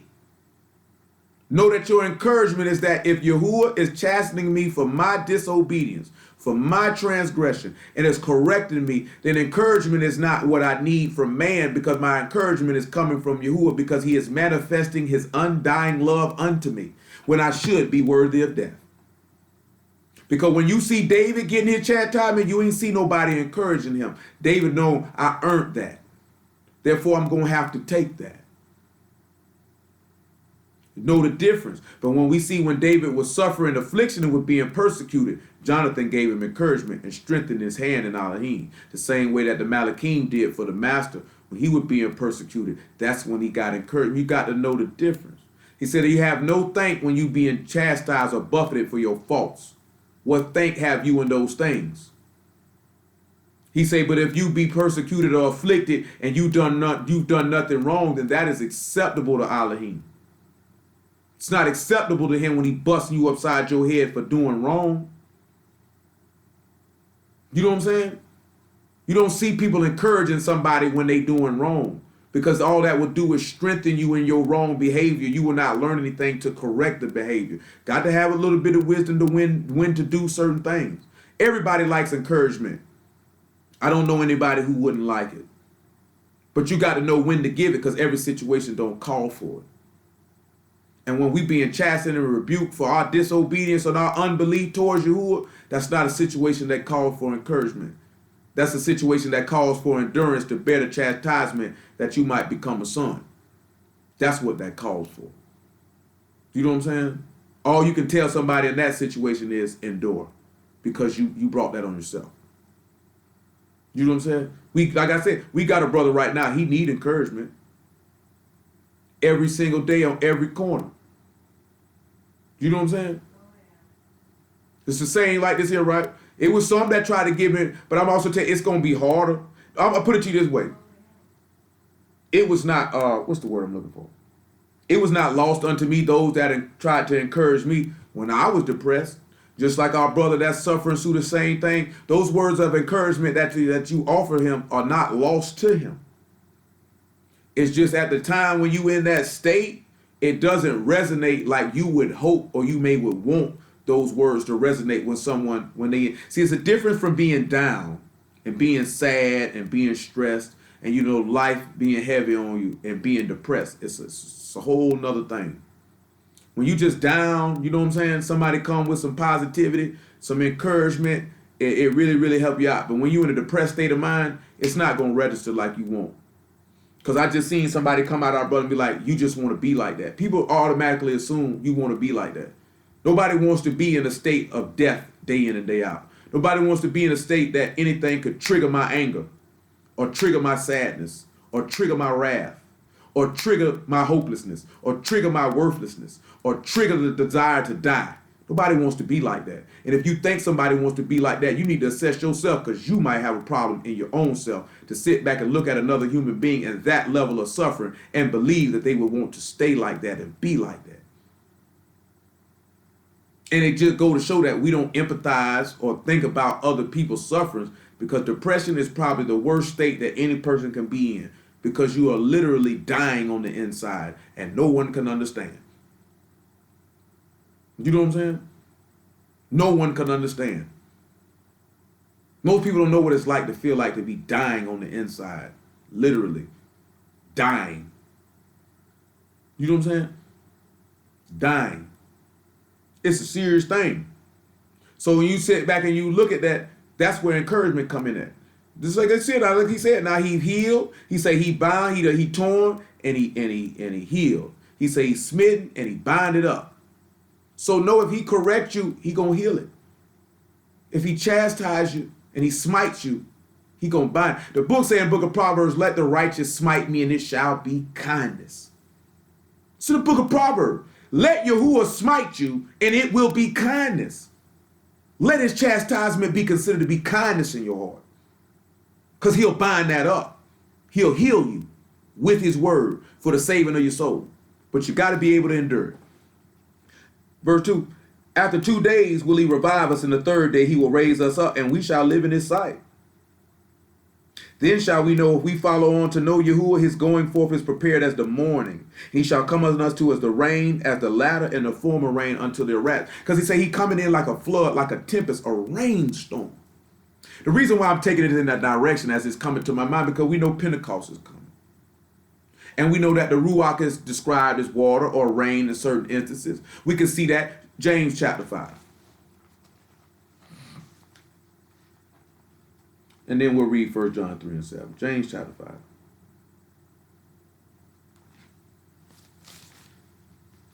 We'll end up coming back to James.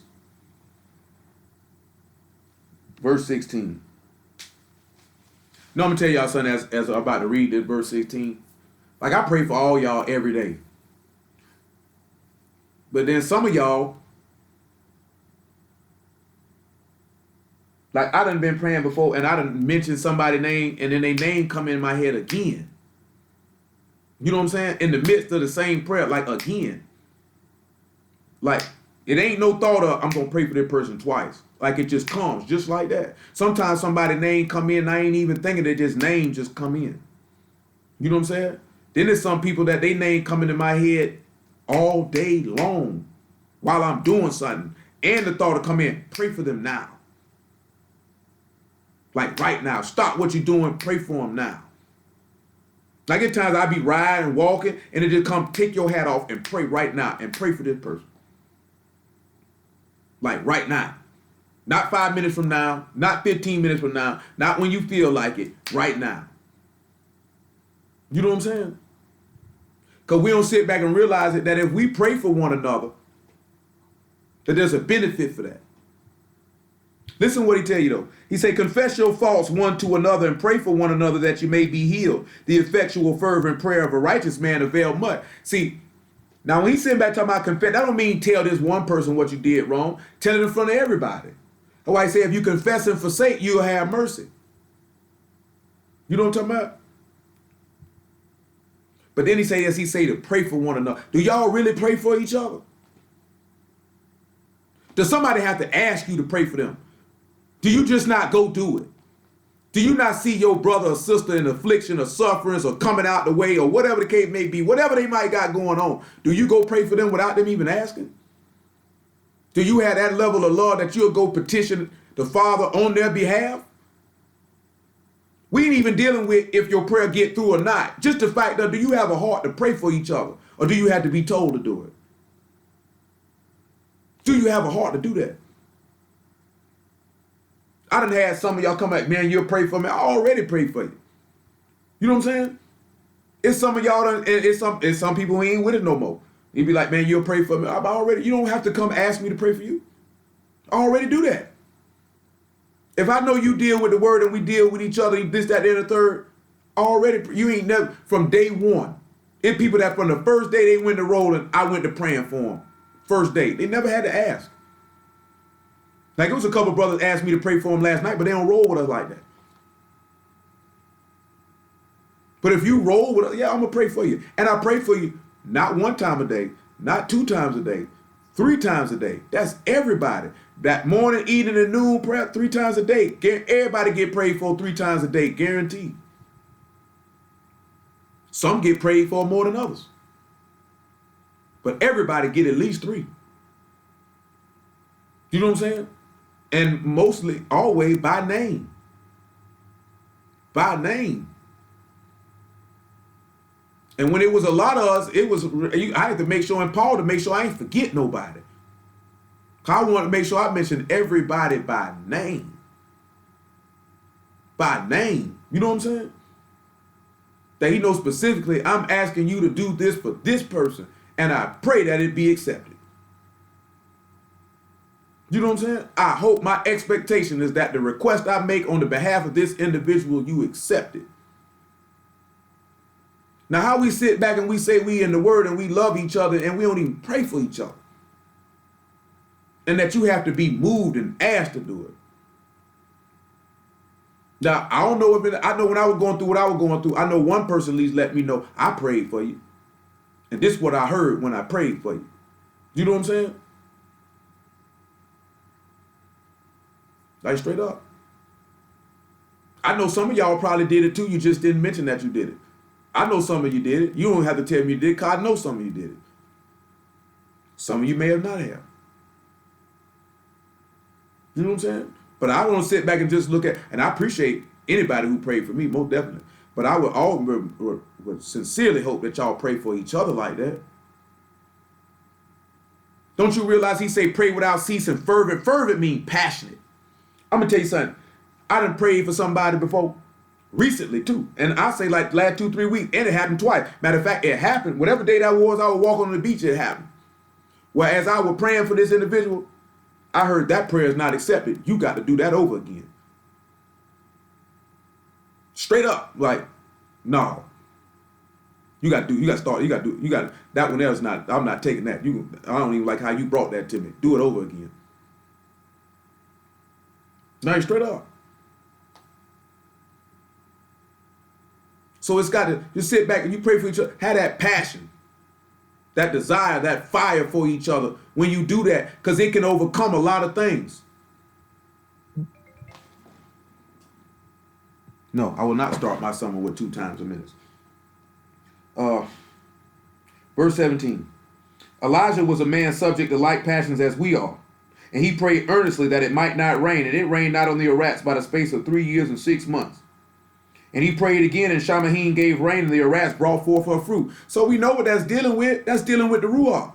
The master was on the earth 3.5 years, and it didn't rain. We done dealt with this before. We done went over this before.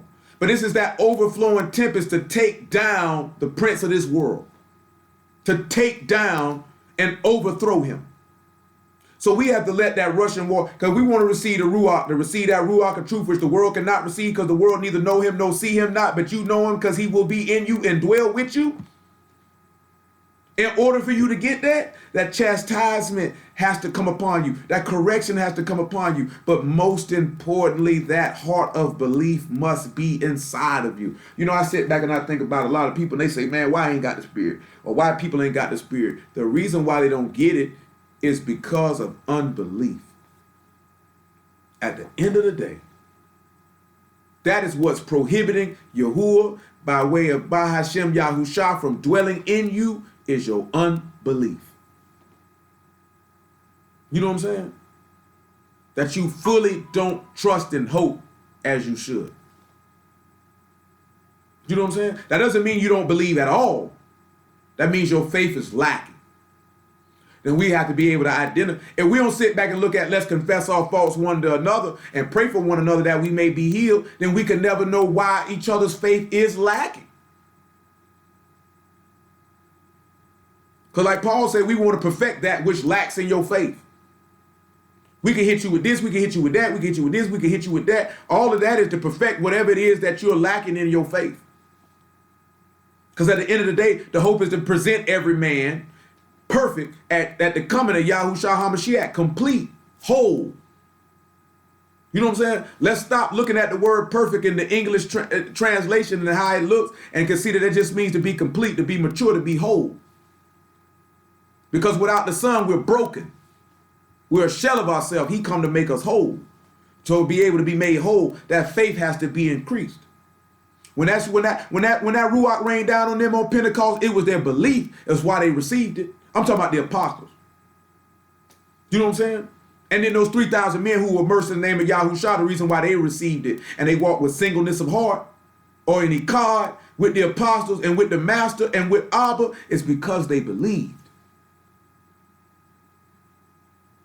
Y'all see what our brother going through, what he dealing with, and y'all see the stuff that he say. It's his faith that keep him going. If he didn't have Yahuwah, he'd be dead already. If I didn't have Yahuwah, I'd be dead already. And I ain't even just talking about what I was going through. I'd have been went back to selling dope. You know what I'm saying? It ain't many people gonna sit back and endure suffering and enduring like this here, man. You're going to do this here, you're going to do that there. It don't work. You got to be without, you got to lack. You know what I'm saying? You sit back, you working for next to nothing and keep on going and serving y'all. Most niggas would have been gave up. I could do something else and make more money. Because I'm looking at my position. You know what I'm saying? Most people don't sit back and look at that. Y'all put you in a certain place for a certain reason at a certain time. You'll keep on going. I was talking with our brother Will the other day, right? I was talking to a brother, right? You know, we got a lot of things going on right now. I told Will a long time ago. It might have been January, February. I want to say February. I told him that it's our time as a whole. I had felt like, okay, this man done had me dealing with this, that, there, and the third, and it's time. I could feel that in my ruach, like straight up and down, it's time now. It's your season to get off. But I also knew not just for myself, but for my whole team. And I let him know that. You know what I'm saying? So, not just him, a couple other brothers too. So, I was talking to a brother, man, I was handling some business the other day, and he was like, yeah, bro, you going hard like you got a family to take care of. And I'm like, nigga, what do you mean? Do you know what I'm saying? Like I put this up the other day, and I mean this because I know that, see, opportunity just equal work. When opportunity comes, that means it's a chance for you to work for whatever it is that you're trying to obtain. You know what I'm saying? You're going to look at dudes, they want to play football, the opportunity happened for them to get a tryout. That means they got to put in the work and outwork everybody else to get that roster spot to attain what they want. Most people let opportunity pass is because they don't want to do no work. Well, by the favor of Yahuwah, there's been opportunity for me in 3 different arenas. And I have to be able to do the work. So I'm scrambling in 3 different things to try to get 3 different things done. And this dude like, you ain't got no wife, you ain't got no kids. What do you mean, nigga?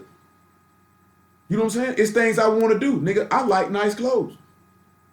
You know what I'm saying? I want to be able not only to do for myself, but do for him what it was without. Because the book say to let him labor with hands that he might help him that's without. There's people out here hungry and naked. Don't you know if I'm able to execute a few things, you can feed somebody, clothe somebody? Don't you know I can be able to help out my brother and sister in the faith? If they lacking on something, we can be able to help them out. You know what I'm saying? And just besides this, never fact up, nigga, I'm trying to get paid. What do you mean? But then I had to break it down and tell it to him like this here. See, everybody, and I'll put it to you this way. When I was young, 15, 16, 17 years old, I ain't never necessarily want to sell stuff or do stuff like that there yet. I knew I wanted to own my own business, but I ain't want to do stuff like that because you sit back thinking about, I don't know what I'm going to make. See, it's comfort when you knowing these people pay you $14 an hour, $12 an hour, and you go on that job for 40 hours a week. You know what you're going to get every week or every 2 weeks. You know exactly what you're going to get.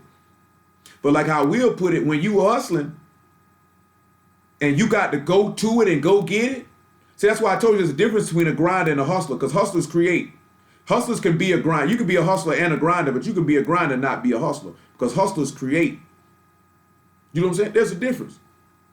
Somebody that get up and go to work every day, work they shift, they are grinders. They coming in here, they doing my work. This is what I do. You know what I'm saying? Boom, boom, boom, boom, boom. You know what I'm saying? But a hustler is both. Because he's making something out of nothing.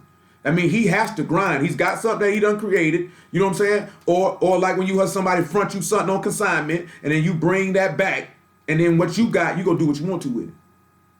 You know what I'm saying? Copy somewhere, whatever the case may be. But you don't know what you're going to make. I didn't really get that thrill till I started selling crack. You know what I'm saying? When I got that Dairy Queen check, that last one for $40 or $40, $50, whatever it was, and I went and bought them 4 rocks. And I know to myself that I got to make $80. And it's on me to make these $80. Ain't no clocking in, and then I'm here for making $10 an hour, and I'm here for 8 hours, and I make $80. How I make these $80 is on me. That mean I'm out here every day, all day. Ain't never going home. You know what I'm saying? Ain't never going home. For what? But like Will put it though, that's a manifestation of your faith. You're going to have to trust in Yahuwah to put it. You don't know what you're going to, you can have a week you can make $10,000. You can have a week you can make nothing. And you have to trust that Yahuwah going to provide regardless. That you know if you do the work, Yahuwah will increase it. Even when things seem slow. You have to know if I keep working, if I keep grinding, if I keep going, he will increase this seed that I have sowed. Because my trust is in him. Because he say, see a man diligent in his labor, he'll stand before king. So you don't think that man see you diligent in your labor naturally and most importantly spiritually, it's not going to be a reward. But you can't see that. Little do y'all know, actually serving Yahuwah, you would actually be a hustler because you would be creating something, even though that would be, to a certain extent, Yahushua creating himself in you through the seed that he planted, because you're going to have to plant the seed and you're going to have to create the peaceable fruits of righteousness within yourself by your faith in him, because you can't see it, but yet therefore you move to create it within yourself by your belief and obedience to the word. And you will grind that out every day, which is a small sum of habitual and consistent behavior to attain the success that you seek. Do you know what I'm saying? It's no difference till you don't look at it in that aspect, but I look at it in that aspect. That's why most people don't want to do it. Because there's no comfort level in serving Yahuwah. You can't be comfortable. You can't be a business person, a hustler, a business creator, and be comfortable. You don't get comfortable until you actually have finished the work. That's when you're comfortable. We have to look at it that way. You know what I'm saying? I know that I knew I ain't want to punch nobody clock, but I ain't realize I ain't want to punch nobody clock till I was 19 years old and I started selling reefer. And that's when I knew. I would rather pitch for myself. You know what I'm saying? I would rather be able to control my income flow. Not have it be dictated to me. That this is what you're going to make. You know what I'm saying? There were days I ain't never go home. Like straight up. Spent days where I wore the same clothes 6 days in a row. And literally stayed up 20 hours every day. Spent days where I'd have been up 48 hours plus smoking weed the whole time, selling crack the whole time. I utterly refused to go to sleep because I didn't want to miss not a single solitary cell. You know what I'm saying? I can't miss it. I gotta have it. You know what I'm saying? I feel like that right now with some of the things I'm doing. Like, I gotta have it. Like, I literally feel like how I felt when I was selling crack. I'm just doing something legal. I know that if he would have had me doing this maybe 3-4 years, I might have forsook him.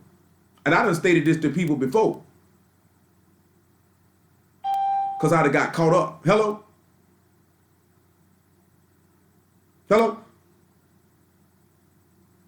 I'd have got caught up in what I was doing. Because I'm a workaholic. Those who sit back and they know me, dealing with his word, even though we wasn't hustling naturally, but I was hustling his word though, day in and day out. I was pitching the word every day. Every day. Grinding that every day. Because I know myself, so I know if he would have allowed me to do some of the things that I want to do business-wise in the first 2-3 years, I probably would have fell off from the word. I would have got consumed with what I was doing. I wouldn't have gave it the attention to detail that it required. You know what I'm saying? Because I know myself. You know what I'm talking about? Sometimes you have to sit back and know yourself. Y'all can keep you back from yourself until you out of a state where you're mature enough to be able to do this here and keep him at the forefront. Because sometimes we can get up and stuff and become that fading flower and don't keep him at the forefront. Got to make sure we keep him at the forefront.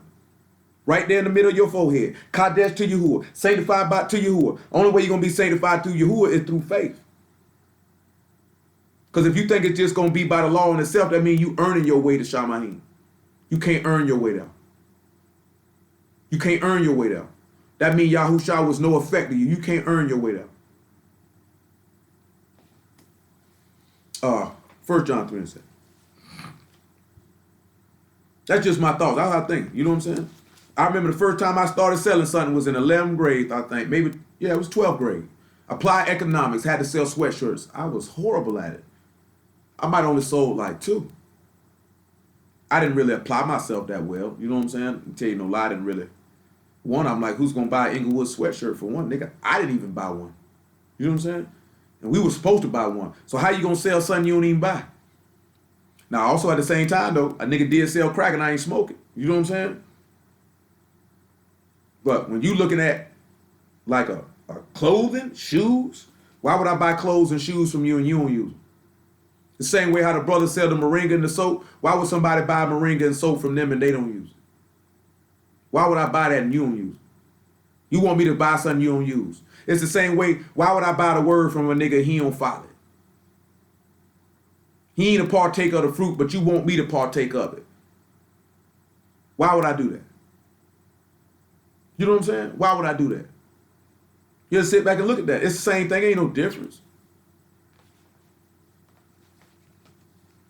1 John 3 and 8. My apologies, not 3 and 7. He that commits sin is of the devil, for the devil sinned from the beginning. For this purpose, the Son of Elohim was manifested that he might destroy the works of the devil. This is that overflowing flood to come through and destroy.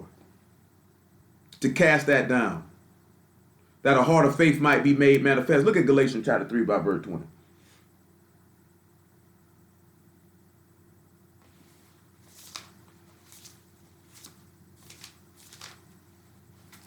Oh man, my knees hurt.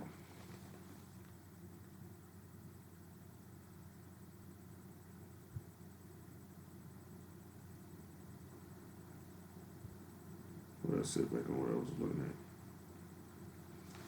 You know, the Ruach cast that all the way down. I'm trying to think of something. There's something kind of my head. It's not. I'll put it to you this way. Our law tells us to cast down these people idols and smash them and destroy them. Right? That's what our law tells us to do. Cast their idols down. Well, we sit back and we look at Hashatan. Stubbornness is as idolatry and iniquity. What got Hashatan cast down was his stubbornness, his idolatry, his worship of self. He didn't have a desire to serve. So that overflowing flood had to cast him down. Now he was cast into the rats. He ran amok. So in order to cast him down again, to destroy him that had power over death, that overflowing flood had to come in to cast him down. That same way to be able, that's why he say the casting down of strongholds, to bring every thought into the captivity of Mashiach, to the obedience of Mashiach, to be able to cast down that power of the rat or the flesh. Got to let the Ruach come in. You got to let the word come in. We're going to look at that and tie that in like that in a moment. 3:20.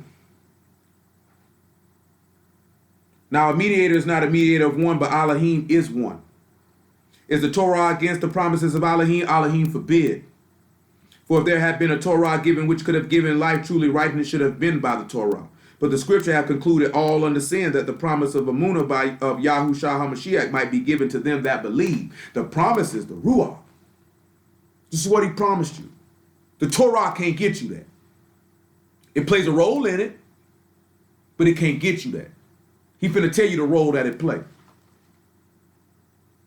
But before faith came, we were kept under the Torah, shut up unto faith, which should be revealed, should afterwards be revealed. Wherefore the Torah was our schoolmaster to bring us unto Mashiach, that we might be justified by faith.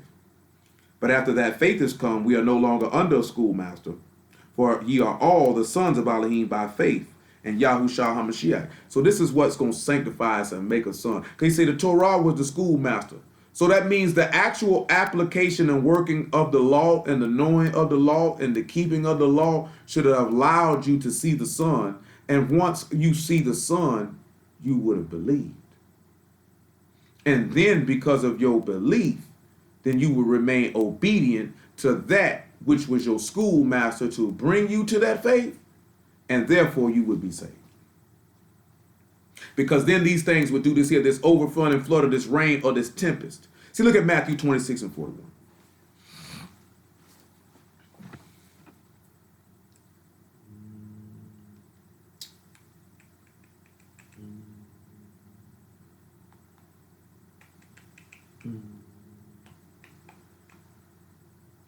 Matthew 26 and 41. Gotta use the app. I ain't getting none of that stuff what I was talking about earlier. Maybe we'll just save it for another day.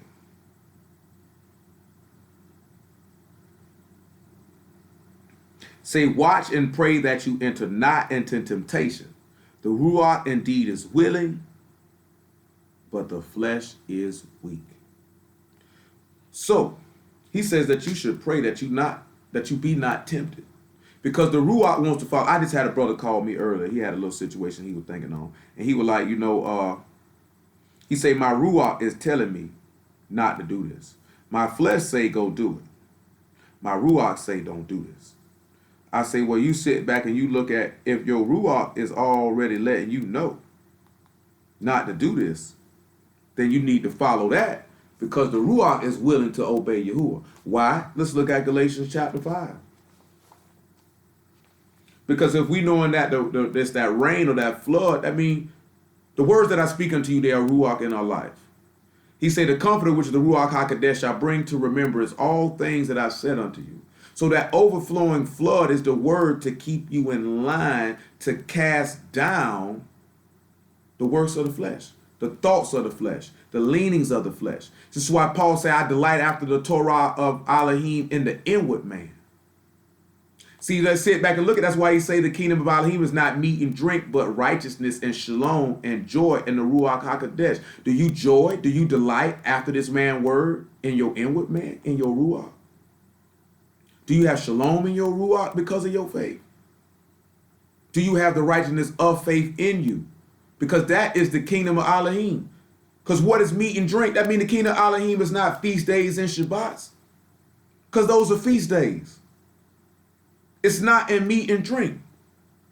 Now, there's somebody who don't know no better. They'll come at us just like they say he teach against the customs of Moses and he teach against the Torah. We're not teaching against the Torah. The Torah will actually be strengthened through the faith in Mashiach because you will see the manifestation of him in it and therefore could cleave to the obedience of it because of your trust and hope and faith in him because you see him in it. All the times that we done looked in the law and seen this man, just like we did last week in Leviticus chapter 6, and just how we were starting and seeing him in Leviticus chapter 8, and Leviticus chapter 14, and Leviticus 13, and even starting a little bit last week in Leviticus 21, seeing how these instructions point to him, showing you how the Torah was the schoolmaster to bring you to the master, to bring you to the son. Therefore, when you see these ordinances, you would keep them. You see Hamashiach honoring his father and his mother. He honored Jerusalem, which is the mother of us all. Because he told you when you came on that land, don't do as the heathen do, lest you defile it and she purge you out. He honored his father. He kept his commandments. He didn't have no other Elohim before Yahuwah. Nothing came before Yahuwah. He honored the Shabbat. He rested and he was refreshed. He didn't covet his neighbor's wife or his ass or his maid servant or his manservant. He didn't steal. He didn't lie. We can literally go and see this man being the manifestation of these instructions. Not just on the keeping them, but the spiritual aspect of the application of those instructions, that your faith might be strengthened in him. Therefore, when those things come up, you can see this is what the master was the manifestation of. Have no other Elohim before me. This is the manifestation of honor your father and your mother. This is the manifestation of don't take Yahuwah's name in vain. Don't make it worthless. Don't make his name a vain word, a worthless word. Let that power remain in his name when his name is declared. This man said, I declared your name, Abba, to the world, and I will declare it again. And the name of Yahuwah has been declared to be goodness, mercy, truth, righteousness, Kadesh. You see the master exemplifying these things. Not only in deed, but in truth and in Ruach. Therefore, your faith would be increased to where you would cleave. Therefore, his name would always remain in your forehead. You would not become a fading flower. Why would it remain in your forehead? Because that raining tempest or that rainstorm or that flood, that word would flood in to cast down the imaginations of the flesh, to cast down all things contrary to the doctrine of Elohim. We're at Galatians 5 and 16. Therefore, you would do the things that you ought. Get Jeremiah 4 and 22 while it's in my mind. Get Jeremiah 4 and 22 first.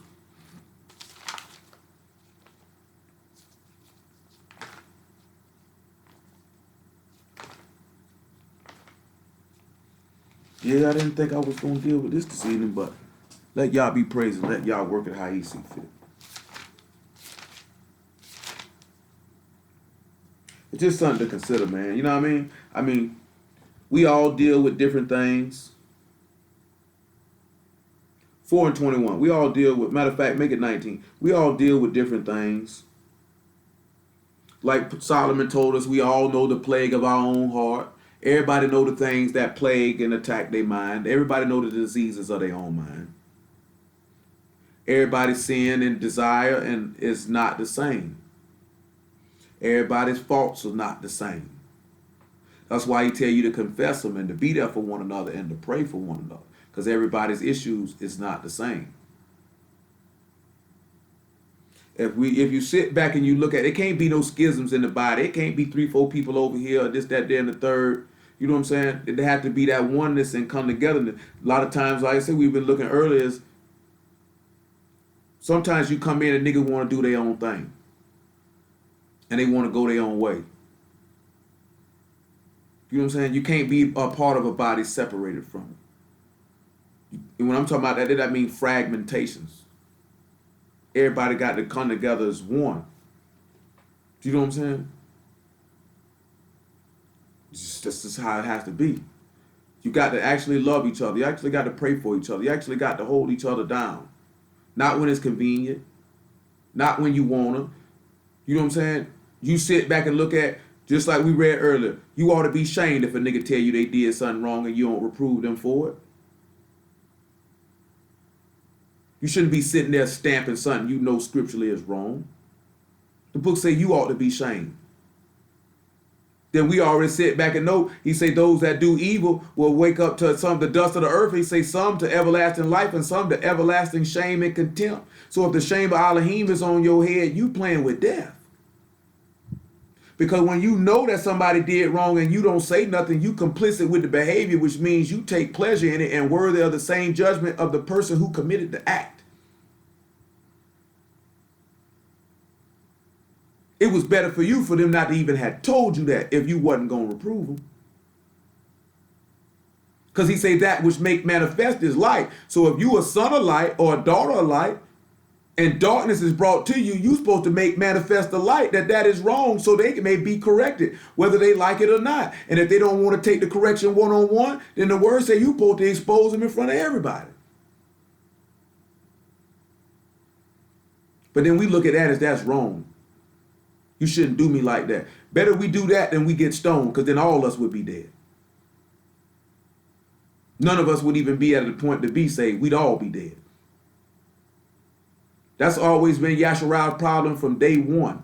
We don't want to be corrected. We don't want what's known, what we doing. You remember what it said in the book of Ezekiel? He say, son of man, look what they do in the dark that nobody know. They praying with their backs to the temple, facing the sun. We don't want nobody to know. Don't tell nobody what we doing. And if you come up there and you got it like this, you just got to take it. You just got to wear it. He say him of a humble and contrite heart, he will accept. So if you done something and it was wrong and you getting chastised, rebuked for it, corrected for it, just be humble. Just take that. Just take it.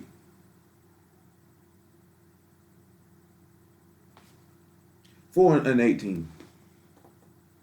Thy way of thy doings have procured these things unto thee. This is thy wickedness, because it is bitter, because it reach unto thine heart. That's why he sit back and say thy ways and thy doings, our ways and our doings, hold this right here. Galatians 6 and 10. Our ways and our doings is what get this stuff unto you. Just look what he say. Hold this right here and go to Galatians 6 and 10. We coming right by it. Just listen what the man say. 6 and 7 is what it is. My apologies. Galatians 6 and 7. He said your ways and your doings have gotten you these things. This got this for you. Your ways and your doings, your actions. Your actions. Ain't nothing else get this but what you did. You can't put it on nobody else. You can't blame nobody else. You did that. Be not deceived. Elohim is not mocked. For whatsoever a man sow, that shall he also reap. For he that sowed to his flesh shall of the flesh reap corruption. But he that sowed to the Ruach shall of the Ruach reap everlasting life. Let us not be weary in well doing, for in due season we shall reap if we faint not. You sit back and look at it. You've been going to your flesh, you're going to get what the flesh brings, which is death. You're going to the Ruach, you're going to get what the Ruach brings, which is life. That choice is on you. That choice is on you. That's on you. That's on you. So you got to look at your ways and your doings have procured these things unto you. Come back to Jeremiah. He said, this is thy wickedness because it's bitter. It reach unto thine heart. I mean, that stuff in your mind. That evil heart of unbelief to depart from the living Elohim. Verse 19. My bowels, I am pained at my very heart. My heart make a noise in me. I cannot hold my shalom, because thou hast heard, O my knee fast, the sound of the trumpet, the alarm of war. I ain't gonna get into all that, because that's something else. Destruction upon destruction is cried, for the whole land is spoiled. Suddenly are my tents spoiled and my curtains in a moment. So you notice they talking about what they did to the master. How long shall I see the standard and hear the sound of the trumpet? Listen to what he say about us. For my people is foolish, we stupid, we Nabal. They have not known me. They are sottish children. Let's look at what this word sottish means. Let's see what he said about us. We are sottish sons. Not only are we foolish, we sottish along with it, which is basically stubborn, if my memory serves me correctly. The word is kakal, it means sakal, it means fool. So again, he let us know we were fools twice. Listen to what he said. The word here is evel for foolish. It's one who despises wisdom, one who mocks when guilty, one who is quarrelsome or licentious. So you know what that is? That's somebody sit back and you tell them they done did something wrong. and they mock and talk greasy and they wrong. Well, or oh well attitude. Or I did it because of this. Or I did it because, instead of just sitting back, this is what he said about us. That's what we did to the prophets. We mocked them when we were guilty. The people mocked Mashiach and they were guilty. He say, Father, forgive them, they know not what they do. And they sitting back and they fools, they mocked the man. Saw his children, they had known, when he was up there on the stake, they didn't know him. They didn't know him. That's why he say the Ruach of truth, the world can't receive it. It hasn't seen him, neither known him. And we running around here thinking everybody know Yah. Because to know Yah is to trust and hope in Yah. Everybody don't have that heart of faith. See, I didn't sit back and say the residue of the people in Yeshayahu 28. The residue, the remnant, is only a small number. Remember, 600,000 men, 2 got in. The flood, 8 got saved. 8. Out of all the children of Yehuda, only 4 stood out. Hananiah, Azariah, Mishael, and Daniel. Just 4 stood out. Think about that. Think about that. Pentecost, only 3,000 heard the word and got immersed. Only the residue. I only reserved 7,000 men who had not bowed the knee to Baal. Don't you know Yasharal is as the sand of the sea which cannot be numbered? And I only saved 7,000 that hadn't kissed Baal. Only 7,000. Only 7,000. Only 7,000. But all them people was of the seed of Yasharal. They all kept the Shabbat. They all kept the feast. They all heard the word. But yet I only want 7,000 of them. I only sanctified and set apart 7,000 because they had a belief in the truth. That stuff don't resonate in our brain. That he that is of Elohim hears Elohim's word. You hear them not because you're not of Elohim. You are not of my flock, as I said unto you. That's a harsh reality and truth. But it is the truth. Do you know what I'm saying? It is a harsh reality and truth, but it is the truth. And that pill has to be swallowed. And the reason why it's a harsh reality and truth, because everybody, unfortunately, just does not believe. They do not hold the faith. They do not have a good conscience. And that's why they become shipwrecked. Now again, we are persuaded better things of you, and the things of salvation, thus we speak. So therefore, to sit back at what we talking about, to have that heart of faith is where that overflowing flood cast down him who have power over sin. Or not over sin, I should say, but over death. Because we don't want to be of the devil. This is why he say the prince of this world has been judged. He said the comforter got to come. He said, if I depart, the comforter will come, and then the prince of this world is judged.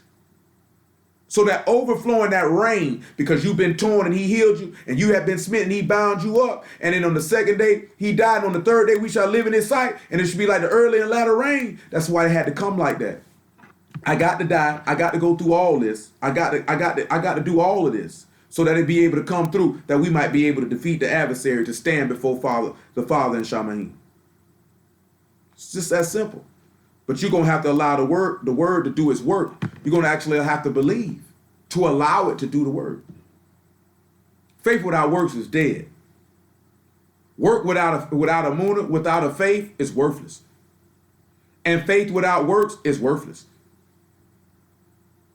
You're going to have to sit back and mix the two. That's why I say again, it's my opinion. It don't take that long to believe this book. You either believe it or you don't. Because if this man say he done chose people from the beginning to have belief in the truth, that's why you see people believe it off the rip. You were already chosen. For niggas struggling to believe, nigga like this, because you ain't never believe it in the first place. And you're going to endure for a little bit, but after a while you're going to drop off because it wasn't never in your heart. Because you weren't part of that residue. Y'all forbid that be any of y'all. 4:22. For my people is foolish. They have not known me. They are Sodom's children, and they have no understanding. They are wise to do evil, but to do good they have no knowledge. And that's our problem.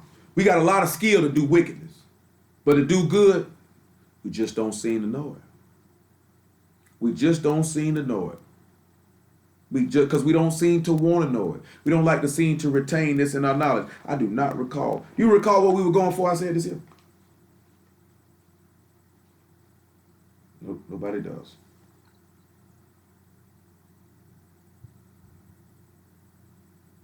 Oh no, I already got everything that I wanted. So let's go back to Isaiah 28.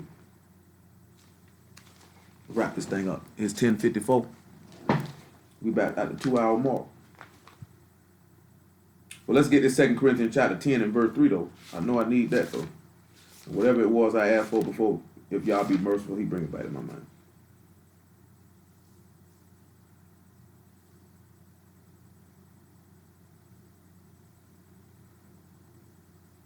Second Corinthians 10 and 3. For though we walk in the flesh, we do not war after the flesh.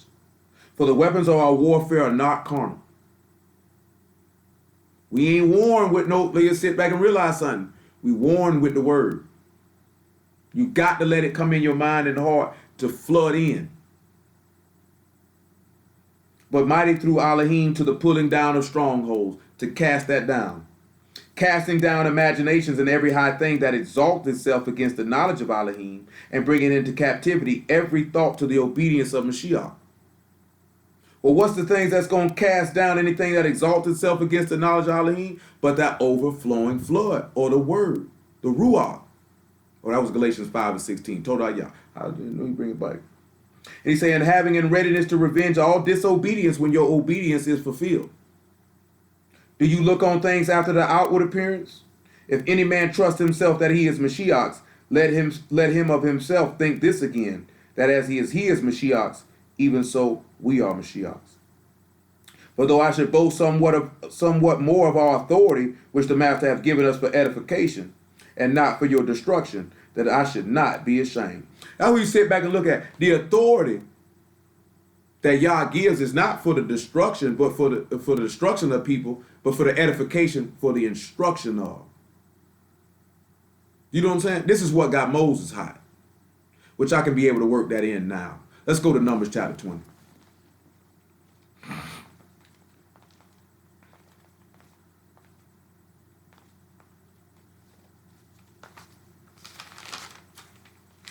(20 and 5), I want to say. 20 and 5. Make it 20 and 3. And the people chode with Moses, and spake, saying, would Elohim that we had died when our brethren died before Yahuwah. I just want to look up this word, chode, real fast. It's an interesting word you don't see every day. Most definitely. At least in English anyway. I ain't never heard it, nor heard it spoke. It means rev, and it literally means to strive and contend, to strive physically with words, to make complaint, to quarrel, or to conduct a case or suit. So what they really did is, for all intents and purposes, is they brought accusations in a case against the man, just like they did the master. They put him on trial. And why have you brought up the congregation of Yahuwah into this wilderness that we and our cattle should die there? They said he did it. Not that y'all led him there. They say this man doing what he want to do and saying y'all directed him to do it. Wherefore have you made us come up out of Mizraim to bring us into this evil place? It is no place of seed or figs or vines or pomegranates, neither is there any water to drink. And Moses and Aaron went from the presence of the assembly unto the door of the tabernacle of the congregation, and they fell upon their faces, and the esteem of Yahuwah appeared unto them. And Yahuwah spake unto Moses, saying, take the rod. Before I finish this verse with taking that rod, do you see how these people ain't believe nothing y'all said, as if Moses did all this stuff of his own? He had already told these people in Numbers 16, I don't do none of this stuff of my own mind. Look at how these people did not believe. Look how evil of a heart these people had. Because things were not comfortable for them, they blamed Moses for it. Now you're going to see why he snapped. Because he hadn't been holding this for a minute. Verse 8, take the rod and gather thou the assembly together, thou and Aaron thy brother, and speak unto the rock. Speak ye unto the rock before their eyes, and it shall give forth his water, and thou shalt bring them bring forth to them water out of the rock. So shalt thou give the congregation and their beasts drink. And Moses took the rod from before Yahuwah, as he commanded him. And Moses and Aaron gathered the congregation together before the rock, and he said unto them, Hear now, ye rebels, must we fetch you water out of this rock? You think he came up to say, Hear ye now, you rebels, just because he just wanted to be a jerk? These people had done pushed him to his limit, and therefore he had done snapped. Now, how could you sit back and you realize that this man coming to my, Hear now, ye rebels, must I get you some water out this rock? The word for rebel here is marah. It is to be contentious, to be refractory, to be disobedient towards, to be rebellious against, to show disobedience, to disobey. They were rebelling against authority. They wanted to fight. And Moses lifted up his hand with his rod, and he smote the rock twice, and water came out abundantly, and the congregation drank, and their beasts also. Yahuwah spake unto Moses and Aaron, because ye believe not. So because of these people and what they did to him, he didn't believe. Because it caused a moment of unbelief in him because of his anger with the people. It says, And Yahuwah spake unto Moses and Aaron, because you believe not to sanctify me in the eyes of the children of Yasharal, therefore you shall not bring this congregation into the land which I have given them. This is the water of Meribah, because the children of Yasharal strove with Yahuwah, and he was sanctified in them. So we have to sit back and look at that. When you looking at that striving with Yahuwah in them waters, before I read this Hebrews 13, look at Galatians 5 and 16. He said he strove with him to be sanctified in him. And you have to realize that flesh is striving to be disobedient to that ruach inside of you. That flesh is warned against it. So you won't do the things that you should. It's the same similitude of what we're looking at. To be sanctified in Yahuwah at the water of Meribah or the contention. You got to sit back and you have to look at that. Because these people sit back and look at that water was supposed to overflood that desire of the flesh. Because you sit back and you looking at what they were looking at. We could have stayed in Egypt for this. You brought us out here to die. See, it ain't no vine, it ain't no seed, it ain't no figs, it ain't no pomegranates out here. This is dry land. Same way you could sit back and they were looking at the master like that. Ain't no fruit in him, ain't no seed in him. If he was the son of Elohim, he'd come and get him out of this sin he was in. But that's another thing for another day. Galatians 5 and 16. This I say then, walk in the Ruach, and you shall not fulfill the lust of the flesh. See the same, you turn around and you look at it. Moses didn't fulfill the walk in the Ruach at this time because of the people's rebellion. He got angry with them. Their rebellion is what kept him out of the land. You know what I'm saying? At the end of the day, is he responsible for himself? Absolutely. But he can sit back and show you how the disobedience of the people can grieve a man. It can grieve a man. You know what I'm saying? After a while, that stuff will grieve a man.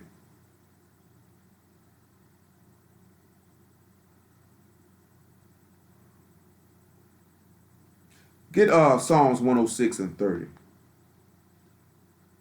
Before I finish this Galatians 5 and 16, because we finna get ready to wind this down. Psalms 106 and 30.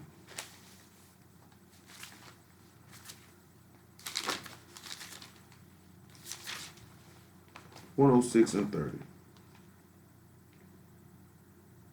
Listen what it say. It say, Then stood up Phinehas and executed judgment, and so the plague was stayed. And it was counted unto him for righteousness unto all generations forevermore. Listen what it said. They angered him also at the waters of strife. That's Meribah. So that it went ill with Moses for their sakes, because they provoked his ruach, so that he spake unadvisedly with his lips. You understand? They provoked his ruach. Now we're going to look at the word in that place. Now when you look at waters of strife, that's where you sit back and look at it. The flesh, don't the scripture tell you that the flesh lusteth to envy? Because that's the waters of strife. The waters is symbolizing the ruach. So that word in that flesh is going to constantly battle. And which one you going to let win? See, because the people provoked Moses' ruach the way he spoke outside of his mouth. That's why I say it ain't good. You sit back and you look at it right there. Y'all don't sit back and realize that he said he was the meekest man upon the whole face of the earth. But the rebellion and the contentions and the disobedience and the fighting of the people, it provoked him, caused him to get out the way. We look at the word right here, provoke, it's marah. Again, to be contentious and rebellious, disobedient towards. But then we want to look at provoked. Well, that's the same like this here. To speak unadvisedly. And it's batah, to speak rashly or angrily, speak thoughtlessly. One that babbles speaks rashly, to speak rashly, unadvisedly. And that's what, and the reason why we look, that's what happens when you get angry. The disobedience of the people caused them to speak thoughtlessly or speak angrily. And that's what I was telling you. That's what happened with me on Sunday. I hadn't got so angry, spoke unadvisedly. Because you angry, that's what happens. Because you're getting provoked, you're getting tried. And the people might not see in their mind to think that that's what they're doing. But that's what occurs. And that's what happened to him. Look at this Hebrews 13, then we go back to Galatians to get this over with. Hebrews 13 and 17. Because Moses ended up giving account in the same fashion. Look what he tell you. Obey them that have rule over you and submit yourselves, for they watch for your souls, as they that must give account, that they may do it with joy and not with grief, for that is unprofitable for you. So he ended up being grieved. Because of that disobedience and they steady coming at him, at the waters of strife, he ended up being grieved. And that's why he was provoked in his ruach and he spoke unadvisedly or angrily or thoughtlessly or rashly. You know what I'm saying? Because at the end of the day, he may have been the meekest man on the earth and the man that Yah had chosen, and that wasn't going to prevent him from entering into the eternal kingdom. But he wasn't able to enter into the land. But it sit back and show you he's a man subject to like passions. Now the people had angered the master in the same fashion. He just did different than Moses did. He didn't speak angrily or rashly. He just looked upon them with anger, but he held his shalom. You know what I'm saying? That's something even myself sit back and look at. If I get provoked, I got to sit back, let me look at the master. Can't make the mistake Moses did and speak rashly or unadvisedly or angrily or thoughtlessly because of the provoking. Galatians chapter 5, verse 16.